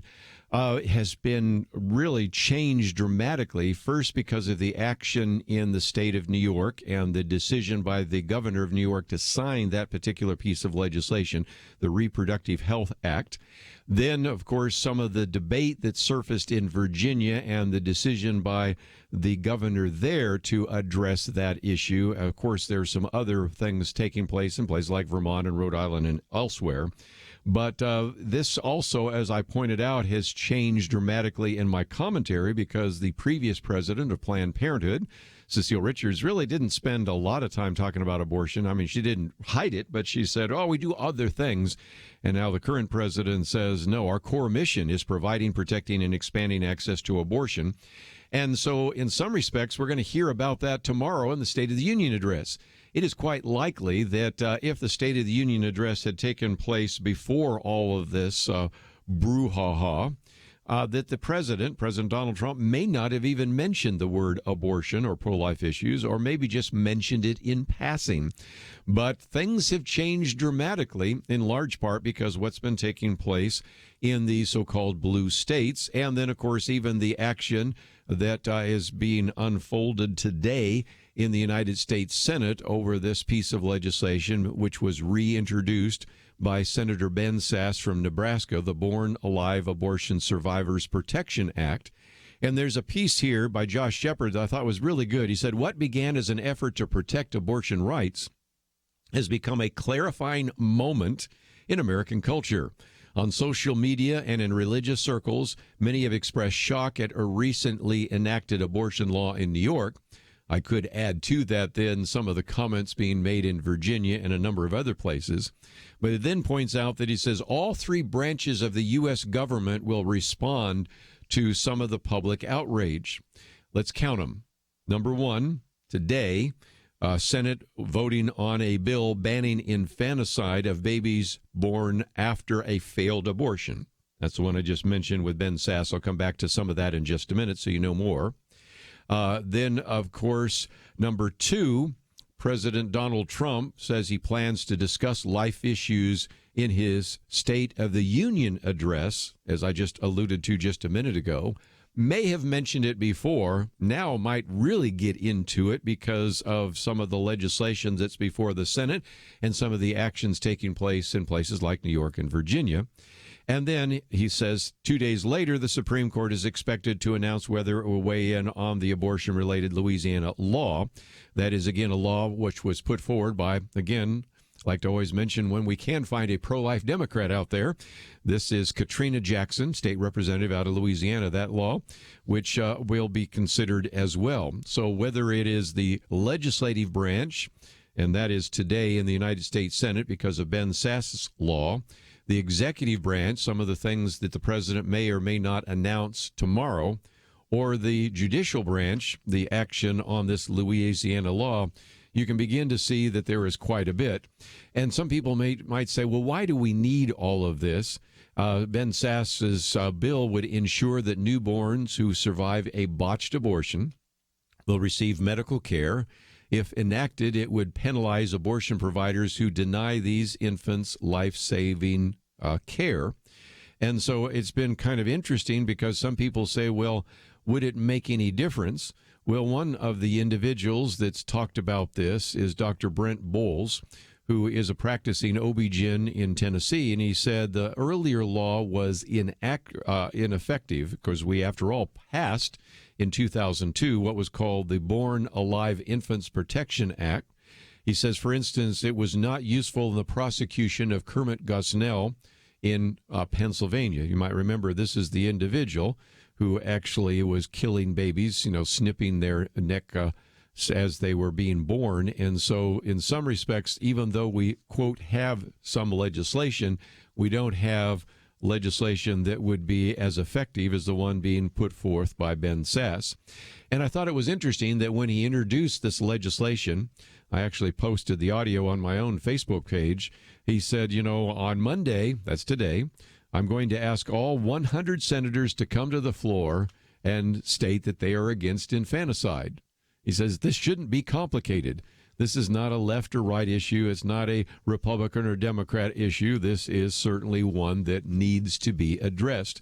And interestingly enough, even though this is really a bill against infanticide, the argument that is being made in this particular article by Alexandra de Sanctis is that most of the Democrats in the United States Senate will oppose it. As a matter of fact, in 2018, the House of Representatives voted on a nearly identical bill, one that we've talked about here before, and all but 6 Democratic members of Congress voted against it. One of the 6, again, let's give credit where credit is due, Tim Walz, immediately apologized for having supported the bill and said he voted for it mistakenly because he hadn't realized what the legislation was. He knew what it was. He just got too much pressure. But then you have Jan Schakowsky, I think is how she says her name, is a Democrat from Illinois that said, of course, if a baby is born alive, then everything must be done to protect its life. She said that during the floor debate over the bill and really was explaining why her fellow Democrats should support it, but they did not. She says no one disagrees with that, and perhaps more importantly, it is already the law, and to suggest otherwise is just wrong. And so that, of course, led to the response to this from another Democrat, Judy Chu from California. This bill is a solution in search of a problem. It's unnecessary, redundant, and part of a broader attack on women's health and reproductive health from the chamber and the Trump administration. And that, I think, is going to be kind of the way in which this bill is really going to be challenged in the next couple of days. But I think it's an illustration, again, of how much radical kind of ideas have made their way into some of those individuals who actually are representing you in Congress. And I do agree with some of the comments by Ben Sass. This should not be a Republican or Democrat issue. This is infanticide. Allowing a baby to die, killing a baby outside the womb is something that we would all react against.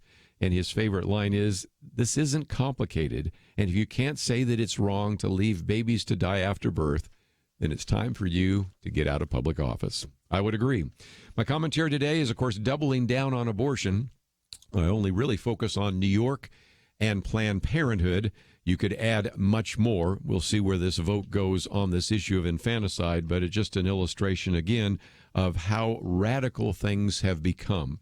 Not so long ago, both in the words of then candidate, then eventually President Bill Clinton, and even in the Democratic platform, was the comment that abortion should be safe, legal, and rare. An emphasis even on the idea of rare. Now, I suspect that if you said that and you were running as a Democratic candidate for the presidency, it would be a non-starter, which shows you, again, some of the radicalism that has taken place over even the issue of abortion. And so we're going to take a break and come back and change gears. Carey Nieuwhof is certainly written quite a bit about leadership principles and about church growth. He's got this new book out, Didn't See It Coming, Overcoming the 7 Greatest Challenges That No One Expected and Everyone Experiences. And if you'd like to find some of the articles that we've mentioned today, they're available on our website, pointofview.net. The one on American centrism, the one on some of the radical ideas being held by the Democratic Party.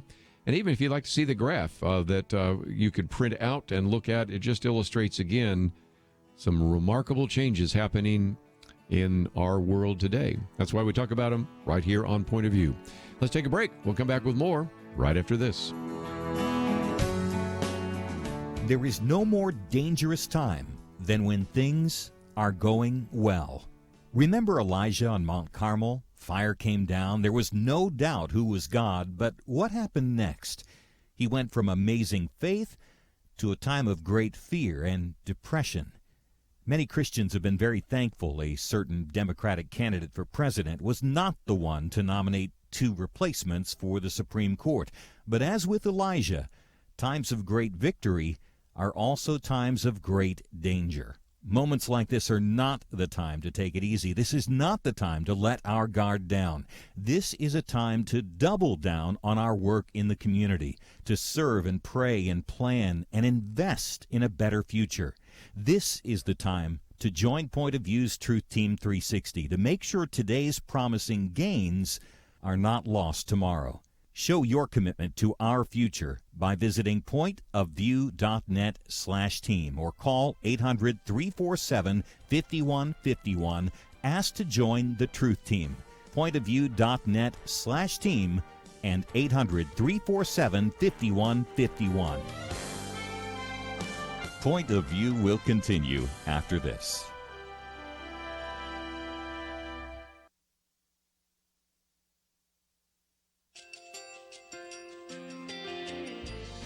just want to thank you so much for all the wonderful programming you have.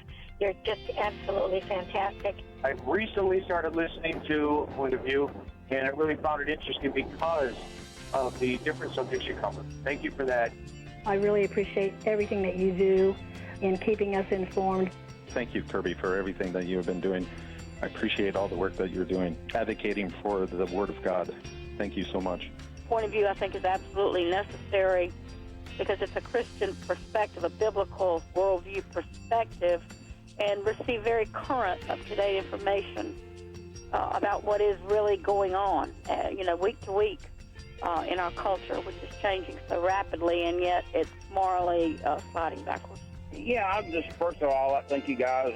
Y'all's program is wonderful, and enjoy it every day. I learn so much every time I listen to it. Point of View Radio Talk Show.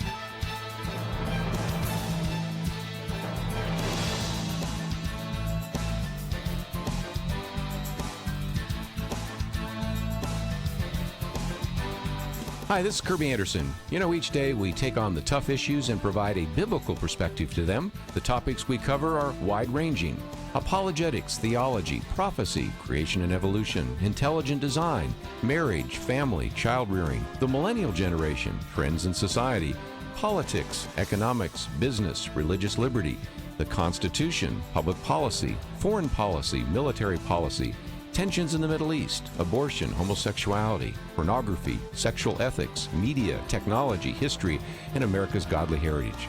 We talk about anything that affects your faith, your family, or your freedom. So don't go anywhere, because Point of View continues right now.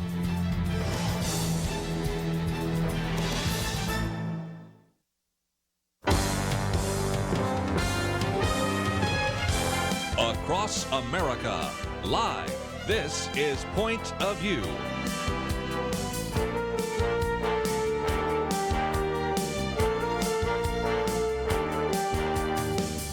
And now, Kerby Anderson. One of the things we like to do so often here on Point of View is to talk about things that are going to be helpful to you. And if you've been going through life, sooner or later you've run into one of these challenges that we're going to be talking about. It's all found in this new book, Didn't See It Coming: Overcoming the 7 Greatest Challenges That No One Expects and Everyone Experiences. Things like cynicism and compromise, disconnection, irrelevance, pride and narcissism, emptiness and burnout. And so we really want to, first of all, identify what the issue is, then talk about biblical solutions for it. And the author is joining us now, Carey Nieuwhof, who is a former lawyer and also the founding pastor of Connexus Church, which is kind of just north of the Toronto area, and an individual that, for those of you that have been maybe working in the area of leadership, are familiar with some of his other books and resources, his podcast, and all sorts of other things that I think we will be talking about in just a few minutes. But again, an individual that shares out of his own life, shares some great spiritual principles that will be helpful to you. And so, Carey, thank you for joining us today here on Point of View. Hey, Kerby, thanks so much for having me. I really appreciate it. You know, let's talk about some of these. Of course, you talk about even running into burnout yourself, but whether it's the personal experience, and then we can learn from you in terms of that, whether we learn it experientially or vicariously, each one of those probably will hit us at one time or another. If it doesn't hit us, it will hit people that we're ministering to. So in some respects, that's one of the major reasons you wrote the book, isn't it? Yeah, it totally is. And, you know, I think one of the challenges is the kind of burnout that I hit was like full-on burnout, like almost, I think I need to take some time off. I didn't in the end, but I could have, and arguably maybe I should have. But I think there's another kind of burnout that a lot of people I've been talking to are identifying with. Is just like low-grade burnout, which I define as the functions of life continue, but the joy of life is gone. And I'm just amazed at how many people identify with just like losing the joy of life. And I think sometimes if you have half the symptoms that are associated with burnout, you kind of you function, but like the joy is missing, even as a Christian. One of the things I think is helpful is before you were in the pastorate, you were a lawyer, and you tell the story, find me a happy lawyer, I'll pay you $1 million, you know, because you began to realize, wait a minute, I don't know anybody in this law firm that's really experiencing anything that is close to happiness or joy or even sometimes fulfillment, even though some of them are getting paid very well. And so this is certainly something you saw even before you went into church ministry, isn't it? Yeah, it was. And what was interesting for me, Kerby, is I'm an optimist. I'm an idealist, so I felt like I was the fish out of water. I actually loved the 1 year I spent in downtown Toronto in law. Absolutely loved it. Knew I had a call in my life and was heading to seminary. But yeah, it just surprised me to see the level of cynicism that I encountered, you know, with people who are doing very well financially and in terms of career success. I think the biggest surprise for me is I didn't expect to find it in the church. Yeah. And, you know, you fast forward a few years, I'm in ministry, and all of a sudden it's like, oh, wow, this is everywhere. Well, one of the things I love about your book is that in each one of these cases, we'll do cynicism for a minute, you have a section on how cynicism snuffs out hope. And then kicking cynicism in its teeth are practical ways to defeat your inner cynic, because each one of these 7 categories has 2 chapters, one identifying the problem and the other the solution. And I think both of them are absolutely key, because if you can't figure out why you're feeling the way you are, that's the first issue, getting a good diagnosis. But then you're really good at also giving us some very practical prognosis and even some prescription on how to turn that around. Well, I appreciate you saying that. That was certainly the goal. And I think, yeah, if somebody puts didn't see it coming in your hand and says, hey, are you struggling with cynicism, compromise, disconnection, pride, you'd be like, no, I think I'm pretty good, which is why I really wanted to spend some time on the diagnosis, because I think what surprised me is as I went through my leadership journey, or I've gone through it even as a Christian, even as a pastor, it's like, oh, these are more insidious than I thought. Yes. Nobody sets out at 18 and says, yep, I'm going to be cynical, jaded, bitter. By the time I'm 35, nobody wants that, and yet it sneaks up on us. And, even by the time I was in my late 30s, I'd gone from being like 95% optimist to probably 5% optimist and 95% cynic. And it happens usually gradually. You don't just wake up one day and, thud, you're a cynic. But you find your hope fading, and you find that you get a pretty negative view on life. And usually that happens because you cared, and it happens because you got burned, and then you just stop caring after a little while. And I think that's why, I wanted to take some time to sort of describe, well, how does pride show up? How does cynicism happen? And then obviously, ultimately I believe the answer is the gospel, right? Like the answer is Christ. But sometimes when you say that, even to those of us who are in the church, well, the answer is Jesus. It's like, good, yes. Yes, and? But how does this work out? Because, right. I'm a Christian, but I'm still struggling with these things. And so I try to get very practical as well. And, these are all obstacles to one extent or another that I've had to overcome in my own life. And I would say, 14 years on the other side, 13 years, I guess, on the other side of burnout. I feel more alive than I ever imagined. And so it is, once a cynic, not always a cynic. Once burned out, not always burned out. So I hope ultimately it's a book of hope. Yeah. Carey Nieuwhof, and again, didn't see it coming. And you talk about the fact that having been burned once or twice, then you start telling yourself only fools get burned 3 times. But that brings us then to some of the solutions. And you talk about a couple of those, like a scheduling thinking time, ask open-ended questions, give fewer answers, dream more, ask 2 pivotal questions. You're really giving us some opportunities to think about that and to recognize that cynicism doesn't have to be a life sentence, does it? No. And the ultimate antidote is the gospel. Like, if we nailed love to a cross and hope to a cross, and God used that moment to turn that into the very instrument through which humanity is saved, I have no right to be cynical. But cynicism is the death of hope.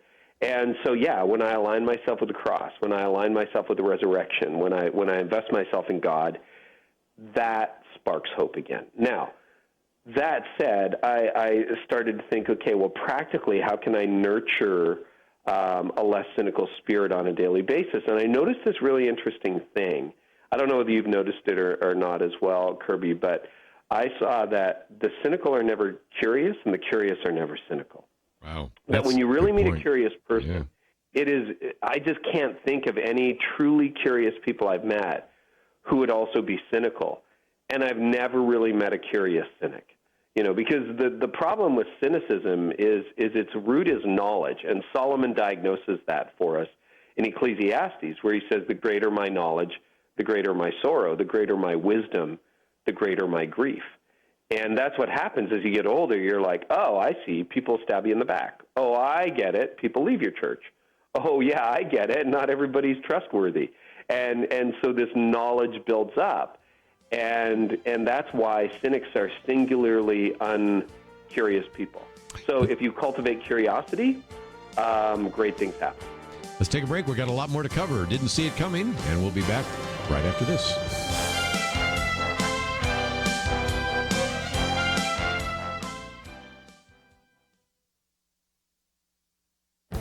This is Viewpoints with Kerby Anderson. When the governor of New York signed the Reproductive Health Act on the 46th anniversary of Roe v. Wade, it became another example of how abortion proponents are doubling down on abortion. Among other things, it establishes a much more permissive standard by which a woman can get a third trimester abortion. Another example of the doubling down on abortion can be seen in the strong comments by the current head of Planned Parenthood.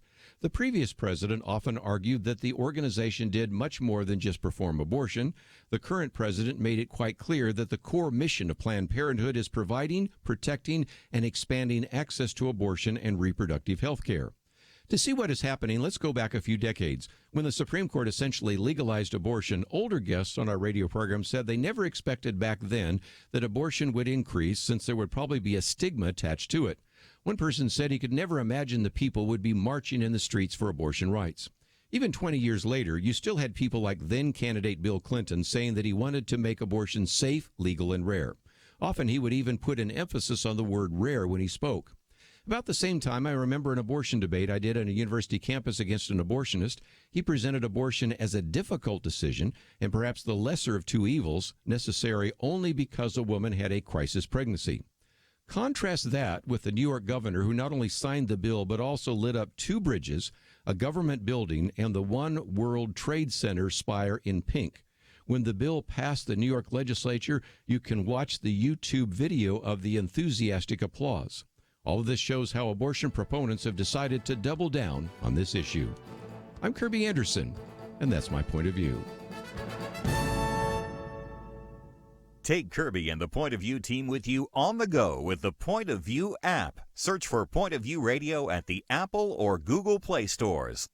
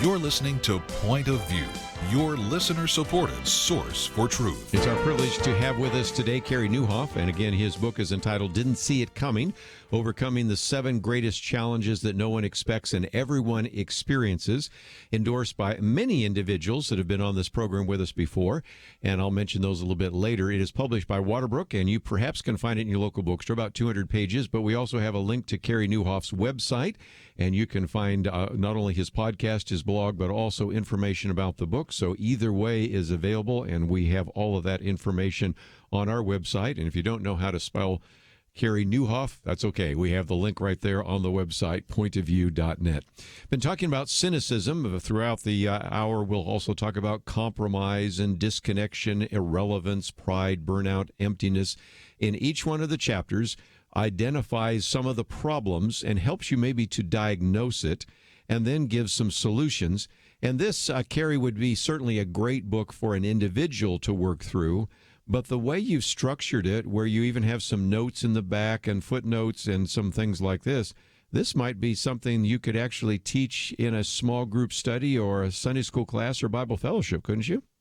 Yeah, you could, actually. We're working on some group materials. I know a lot of pastors have run their churches through the subjects in the book as well. And that was the idea. It's to get a conversation going. Because I think, one of the reasons I wrote the book, Kerby, is I've seen a lot of friends, as you have, sort of start off in ministry and in life, like really optimistic and hopeful, and just kind of get sometimes taken out, like they're not in leadership anymore, or they're not who they once were. But sometimes it's not just that. It's being stunted in your development, or you know what your potential was, and here you are. And life has become bland, grinding, and it's often the soft issues that take leaders out. So I wanted to write a book about the less obvious things, and I hope it really has so far. It's been out for a couple months. Provoked a great dialogue, and hopefully it helps a lot of people. Let's, if we can, talk about one of those that we sometimes do talk about, and that is character and compromise. You have successful on the outside, while character determines your true capacity.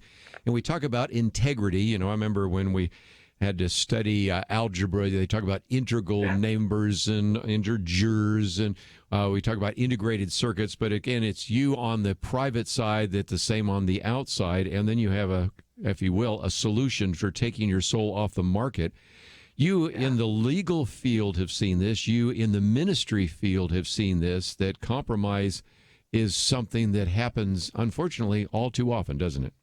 Oh, yeah, way, way too much. I mean, if you had said to me 3 or 4 years ago, here's a list of names of influential megachurch pastors who won't be in ministry by 2019, I would have said, no way. Like, no way, you're wrong, you're mistaken. And I don't want to go into those names. There's no point in it. But I think we can all think of far too many who aren't in ministry. And the sadness that has created for all the people involved in those stories, for the congregations, and, of course, for the leaders in the family themselves.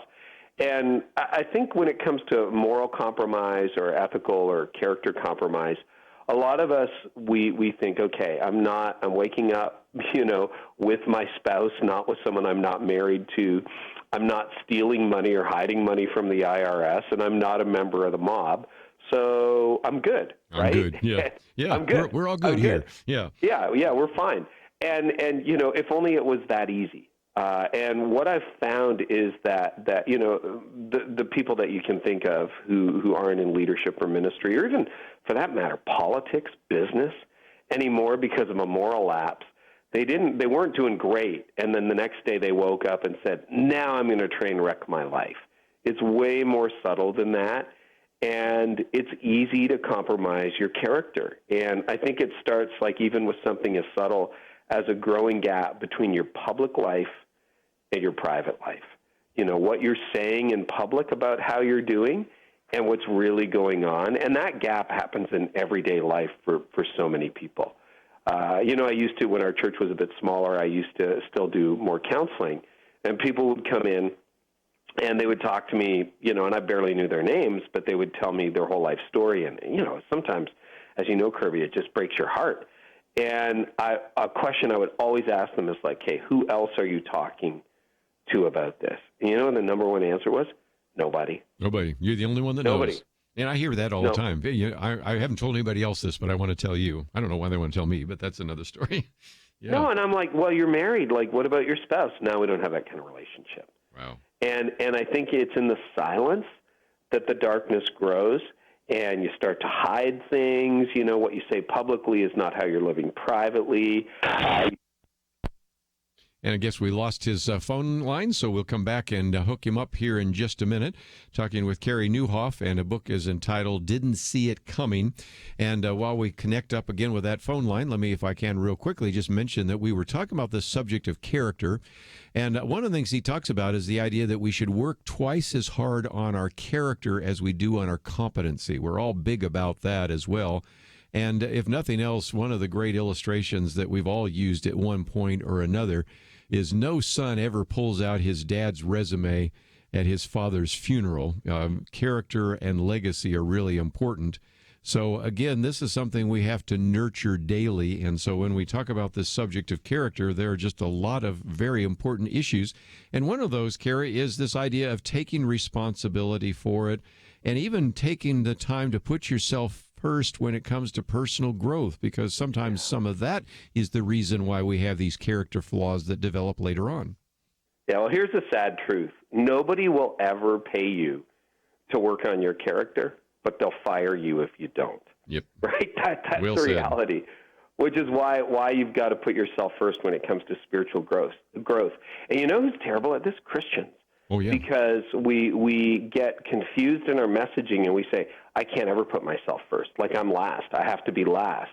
And what happens is you're leading on empty, as Wayne Cordero said, many years ago. You're leading on empty, you're exhausted, you're tired, you're not sleeping properly. Well, if you never take care of yourself, like you've got nothing left to give to other people.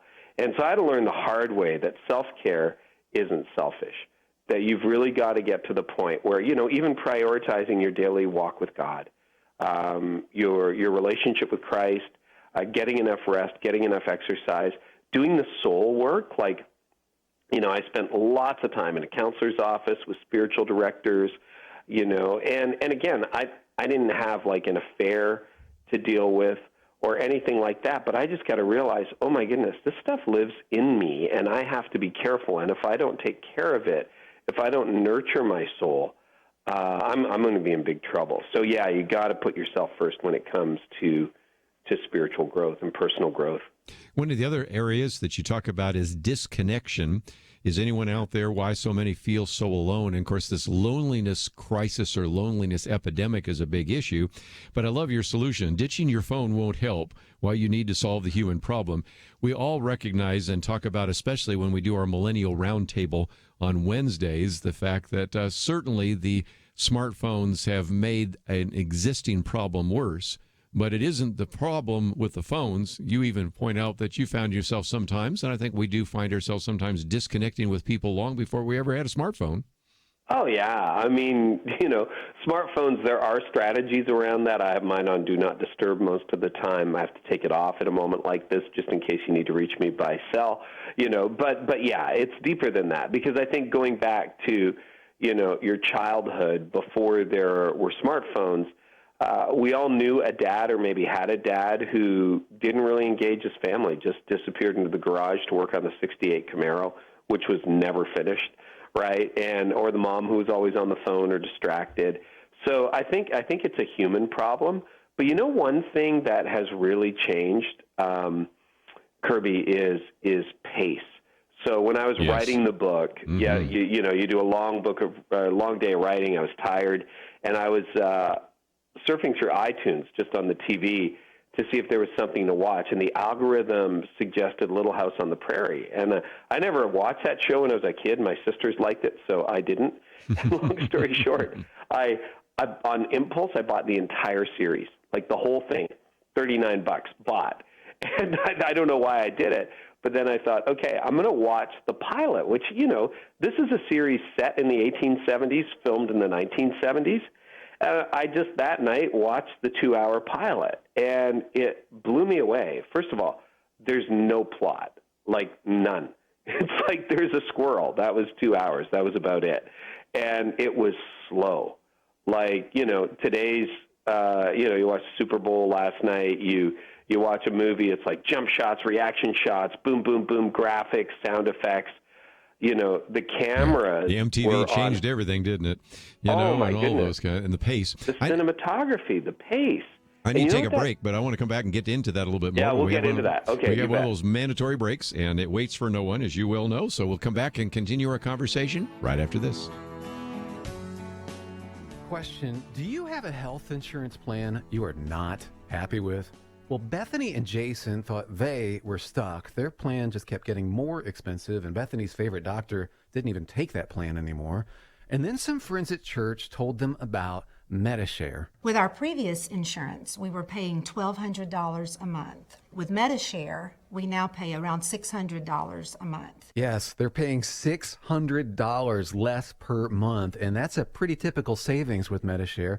And they actually like MediShare more.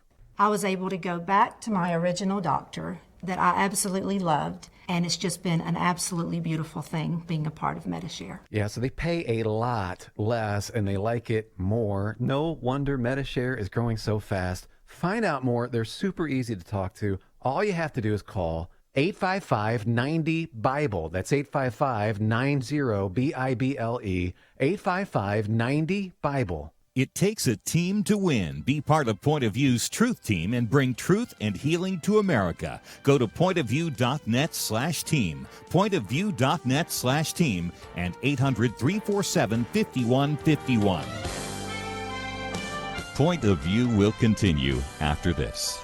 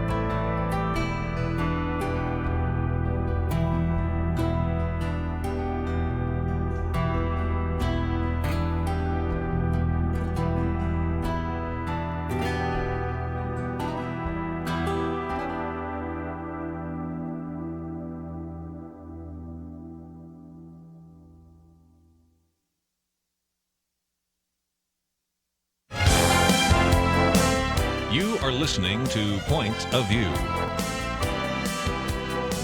The opinions expressed on Point of View do not necessarily reflect the views of the management or staff of this station. And now, here again is Kerby Anderson. Continue our conversation today with Carey Nieuwhof as we talk about his book, Didn't See It Coming. And again, you can probably find it in your local bookstore, but we have a link so that you can order it as well. 200 pages published by our friends at Waterbrook, and just a great opportunity. And Carey, one of the things that I would not have expected when I got into your book was that on page 69, you talk about Little House on the Prairie. That that one caught me off guard. But now that you've told the story, it helps understand that a little bit more. But it, I think, illustrates the point. I mentioned MTV, or just the fast-paced, frenetic lifestyle that we have. You live up there in Canada, where it maybe is a little slower where you are, but I'll tell you where many of our listeners are across the country here in the United States. They just have this incredibly high octane, fast-paced lifestyle, and it's sped up. I remember a time when we got fax machines and we were expecting more instant response, and now if you send an email and you don't get a response within a couple of minutes, they might even send you a second email saying, "Didn't you get my first email?" Or they'll call you on the phone saying, "Why didn't you respond to that?" And the pace on Little House on the Prairie, or in 1870, is a little different than the pace we have today, isn't it? Oh, 100%. And I never thought I'd watch A Little House on the Prairie either. That was a surprise. But, shot in the 1970s, set in the 1870s, I was shocked by how slow it was. Yes. And I'm very entrepreneurial. I counted last week for a post I was writing for my blog. I have 11 inboxes. That's just dumb. No human being should have 11 inboxes, between all the social channels and public and private email and so on. And as I was reflecting on this, okay, so why do so many of us feel disconnected? And, the research shows the younger you are, the less connected you feel. So there's an inverse relationship between digital connection and feeling humanly connected. The more connected you are digitally, the less connected you feel emotionally and relationally. And Dallas Willard and John Ortberg have written about this, but hurry is the enemy of intimacy. And I realized there is way too much hurry in my life, just trying to keep up. And watching Little House on the Prairie, it just reminded me I need to slow down, and I've got to disconnect to reconnect. And so when I challenge myself, and this is hard for me because I'm entrepreneurial, I'm very driven, but love has a speed, and it's slower than I am. Mm-hmm. And I think that's true for just about all of us. That you think about it, intimacy never happens in a hurry. It just doesn't. That doesn't happen romantically. It doesn't happen in terms of, meaningful connections and conversations. And so I am working very hard to eliminate hurry and to slow down. Let's see if we can get to something else, because you certainly say in that other chapter that you enjoy change, and I think all of us do. Yeah. But then that gets into irrelevance. Change never asks permission, the silent creep of irrelevance. And I love the illustrations you use, that for a while everybody was listening to you, checking into your podcast, appreciating what you have to do. All of a sudden one day you find that you're kind of irrelevant. And that is something that is happening at a pace, again, that we've never seen before in Western history. No, we really haven't. And I think it's caught the church off guard. As a church leader myself, we're fortunate to have a growing church, one that's making an impact in the community. But I deal with church leaders every day who are like, wow, they're just, the people are gone, or we've been stuck here for years. And the thing that interests me, having been in adult leadership now for a couple of decades, is change never asks permission, right? The culture never says, hey, we're changing. It just changes. And that's very, very threatening to people, because we're like, well, the Word of God never changes, which it doesn't. And the mission of the church never changes. But just because God doesn't change doesn't mean we should. And the reason relevance, I really wrestled with whether this belonged in the book or not. The reason we put it in is because it is such a massive issue with people. And most people just, as when you're in your 20s, you're current with the culture, you know what's going on, you're the cool kid, but then eventually you hit 30, 35, 40, 45, 50, and the methods that you learned 2 decades ago just don't cut it. And the reason this is so important is relevance simply establishes permission to communicate. The culture does not listen to people it deems irrelevant.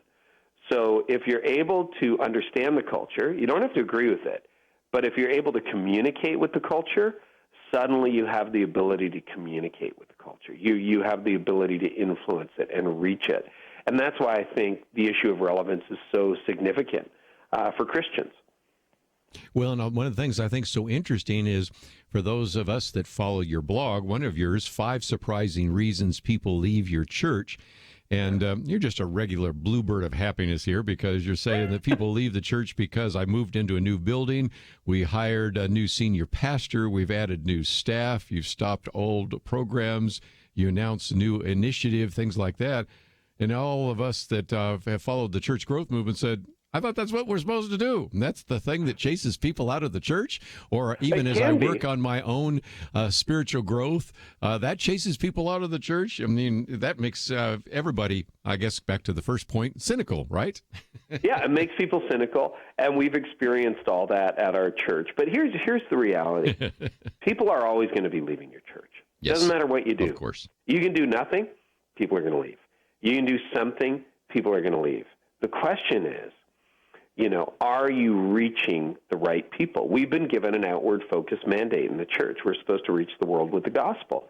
And, that post I wrote in particular for leaders who were experiencing growth and who were frustrated with the fact that I seem to be doing everything right and like people are still leaving. Mm-hmm. And the point is, exactly. That's right. They will. So the question is, if they need a more traditional form of worship or they need something where the pace of change is a little bit slower, there are lots of churches that will do that.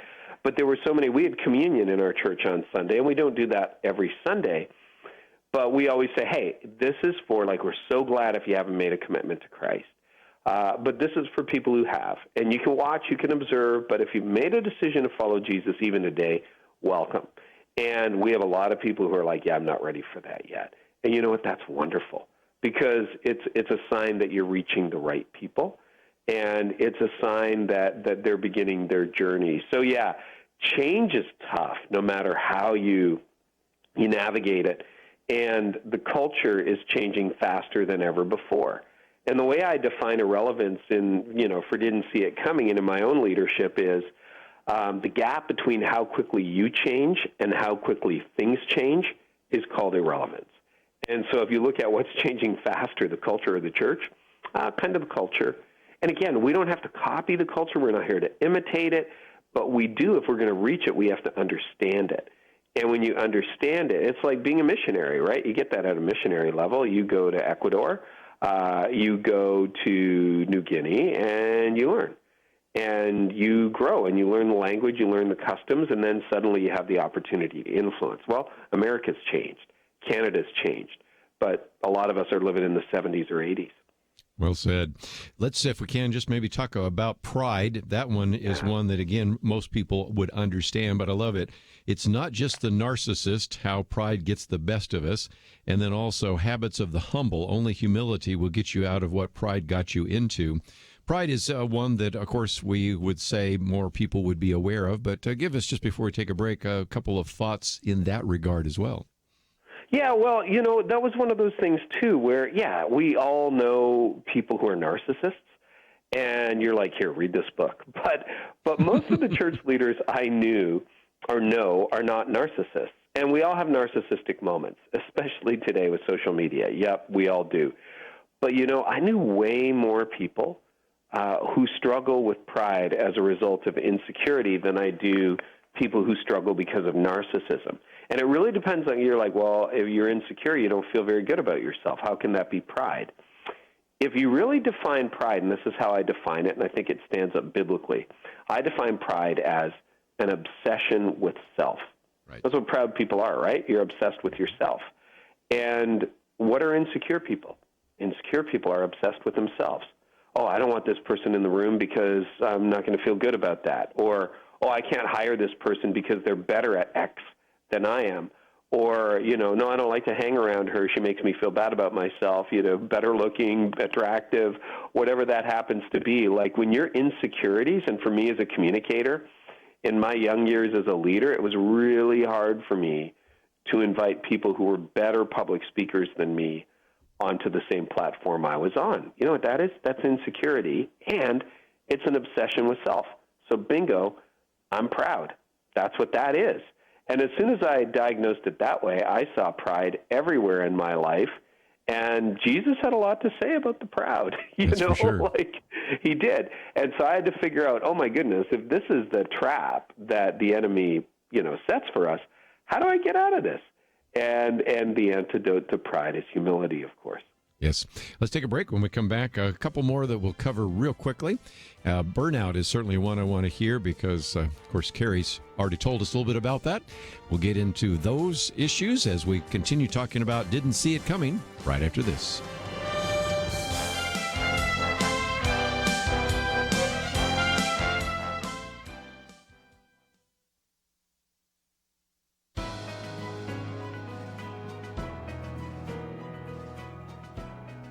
Welcome to the First Liberty Briefing. I'm Jeremy Dice. In 1925, the Bladensburg World War I Veterans Memorial was erected to honor the 49 men of Prince George's County, Maryland, who gave their lives in World War I. It stands outside of Washington, D.C. in the median near the National Defense Highway. This memorial, one of the oldest memorials on U.S. soil to honor the fallen of World War I, has stood without complaint for nearly a century. For the first time in over 9 decades, the American Humanist Association voiced a complaint. They filed a federal lawsuit seeking to topple the memorial because those who erected it chose the shape of a cross to honor the fallen. One of the mothers who supported the memorial early on noted to her senator that her son died and was buried in Europe. Though she could not visit his grave there, she said, she considered the Bladensburg World War I memorial to be her son's grave marker close to home. First Liberty Institute, along with our volunteer attorneys at the law firm of Jones Day, represents the American Legion who erected the memorial in 1925. This memorial was erected to honor heroes who gave their lives in defense of freedom. To tear this memorial down now would not only desecrate their memory, it would demonstrate a level of hostility to religion that our founding fathers warned against. To learn how First Liberty is protecting religious liberty for all Americans, visit firstliberty.org. You can learn how to protect religious freedom in the workplace, public schools, church, the military, and more by downloading First Liberty's free Religious Liberty Protection Guide at firstliberty.org. That's firstliberty.org. If you want hope for religious freedom, go to firstliberty.org.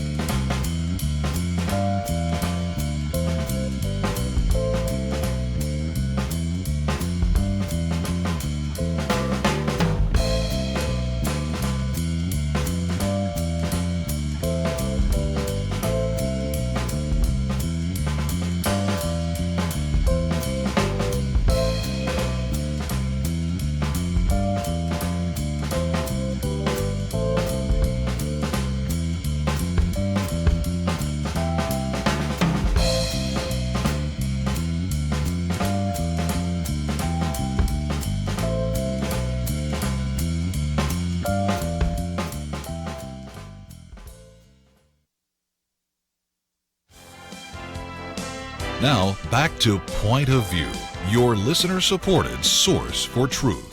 Great book today, again entitled Didn't See It Coming. Carey Nieuwhof with us, Overcoming the 7 Greatest Challenges That No One Expects and Everyone Experiences. And Carey, I just love your vulnerability because when I read this chapter, you're talking about getting off an airplane after speaking at North Point Church. Of course, that's where you got to know Andy Stanley and some of the other key people there as well. And it just hits you like a ton of bricks. We've had an individual in this studio here, very well-known pastor, who said one night he's sitting in the chair before he's supposed to speak Sunday night, and he just can't even get out of the chair. I would like for all of us, and I'm one of the first on the list, to know how to watch those instrument gauges on your life, to know that you're headed in that direction rather than find myself in the circumstances that you found yourself or others have found themselves in when it felt like you were falling off a cliff? Oh, Kerby, that's such a great question because I didn't see it coming, hence the question or the title. And I've talked to a lot of leaders who didn't see it either. And, for me, I was on top of the world. I just spoke for the first time at North Point in front of 2,500 people, got on the plane from Atlanta, landed in Toronto, and it's like I fell off a cliff. Looking back on it, and now 13 years on the other side of burnout and feeling so much healthier, here's some of the signs, and I'd really encourage listeners to pay attention to these. And again, if you show a few of them, hey, welcome to life. This isn't heaven. We're not there yet. But if you're starting to show half, you may have low-grade burnout. And, I give this talk sometimes where people read the book. They're like, I'm 11 for 11. Then, yeah, this is not problem. Good news. Yes. So real quick, your passion fades.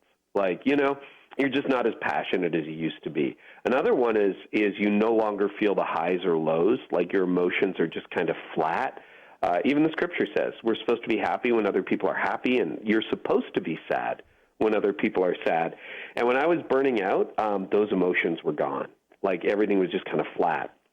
And then conversely, third sign, little things make you disproportionately emotional. Yes. So someone didn't empty the dishwasher and it's a 2 out of 10, but you just had a nuclear meltdown. Or, there's a really big thing happening and you've got no reaction. There's a car accident and you're like, whatever. That is not healthy. Another one, everybody drains you. Yeah, sure, certain people drain you. You get that. Again, this side of heaven, that's going to happen. But when everybody drains you, that's not good. Number 5, we've talked about, you're becoming cynical. What happened to that optimist that you were? Number 6, this is a big one, like nothing satisfies you. And again, this is in Scripture. I mean, read the Psalms, read Ecclesiastes, right? Food doesn't satisfy you. Romance doesn't satisfy you. Time off doesn't satisfy you. Your old hobbies don't satisfy you. That can be a sign of burnout. Another one, you can't think straight. Like, what I do really requires mental acuity. When I'm burnt out, like my mind doesn't work. Number 8, your productivity is dropping. So, look at your baseline, like when you're healthy, and maybe you put in 8 hours, but you got nothing done, and you're just spinning your wheels. That can be a sign of burnout. Number 9, you're self-medicating. So obvious ones are alcohol and drugs. But for a lot of your listeners, like for me, that was just off the table. Like, I'm not going to get drunk, and I'm not doing drugs, obviously. But you know what Christians do? We do food. That's what we do. We overeat. Or maybe there's porn or something like that. So self-medication can be a real sign. And then 2 more. You don't laugh anymore. Man, when I was burned out, I just realized, because one day I did laugh out loud, and I caught myself, and I thought, it's been months. Oh, my goodness. So nothing's funny. And then the last sign that I've noticed is that sleep and time off no longer refuel you. Like if you sleep for 8 hours, you're supposed to wake up feeling good. And sure, we all have those days where it's like, okay, I need 2 or 3 nights to catch up.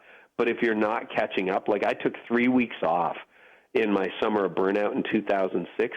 I felt worse at the end of those 3 weeks than I did at the beginning. And that's a sign that there's something more fundamentally wrong. Yes. So if you're feeling half of those signs to all of them, definitely today tell a friend, talk to a Christian counselor, maybe see your doctor, and that's probably burnout. Yes. Well, the last one's emptiness, and we may not have as much time there, but I thought for just a few minutes we might talk about how to apply some of these, because I would, first of all, know that there are listeners right now that are saying, okay, I need to get the book because this is me, or need to get the book because this is somebody in my church staff, somebody in my family, whatever, needs to hear this. But I do believe that the way you've put it together with 14 different chapters, 7 different categories, this would just be a great short series for a Bible study, a small group, or something like that. And as you said just a minute ago, you're putting together some materials that in the future people could use in those small groups, couldn't they? Yeah, that's right. That's a 2019 goal for me to get that done with the publisher. Yeah, you know what the meta answer to all of this is, and this is my journey over the last 13 years since I burned out, is I realized, okay, I got to figure out how to live in a way today that will help me thrive tomorrow. And that's very intentional language, not survive. way too much living these days. And, John 10:10, Jesus says, I've come to bring life and life more abundant. Well, what does that look like? Because most of us feel like we don't have any abundant life, and like we love Jesus. It's not like we're not Christians. But, there are rhythms in the Scripture, rhythms of Sabbath, rhythms of rest, rhythms of worship. And we live at such a frenetic pace. And again, I'm a driven leader. We've had a growing church now for decades. I blog, I podcast, tomorrow I fly to Orlando, and then Thursday to Oklahoma City, and then back here again on the weekend.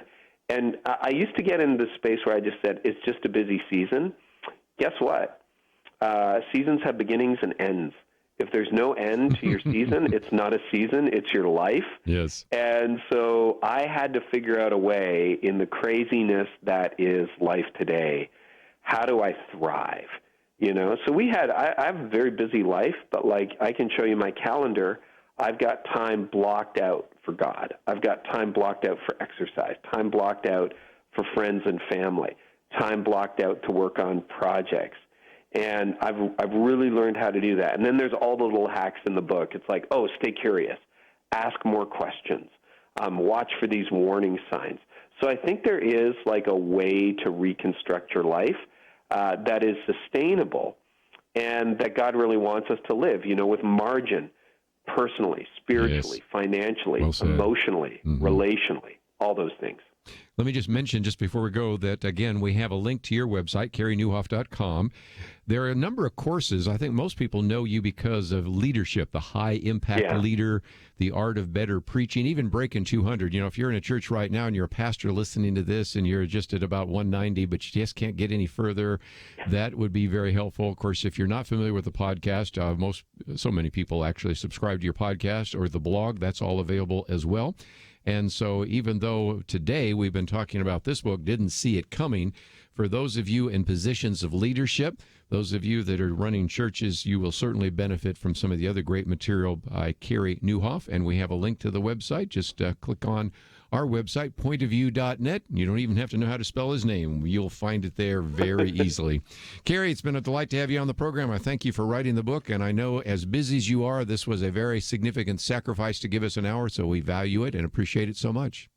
Kirby, it's a pleasure. Thanks so much for having me. Carey Nieuwhof, one more time. Again, the book is entitled Didn't See It Coming. We have all the information you need at the website pointofview.net. And I think this will be one that will certainly be of great benefit to you. Let me mention my commentary today is doubling down on abortion, and some of the articles we've written I think will give you some perspective on what is happening in our communities. And we'll certainly spend some time tomorrow looking ahead to the State of the Union address and also covering a couple of other very important stories right here on Point of View.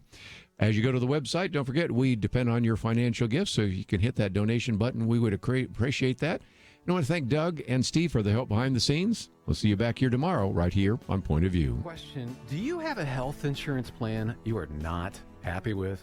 Well, Bethany and Jason thought they were stuck. Their plan just kept getting more expensive, and Bethany's favorite doctor didn't even take that plan anymore. And then some friends at church told them about MediShare. With our previous insurance, we were paying $1,200 a month. With MediShare, we now pay around $600 a month. Yes, they're paying $600 less per month, and that's a pretty typical savings with MediShare. And they actually like MediShare more.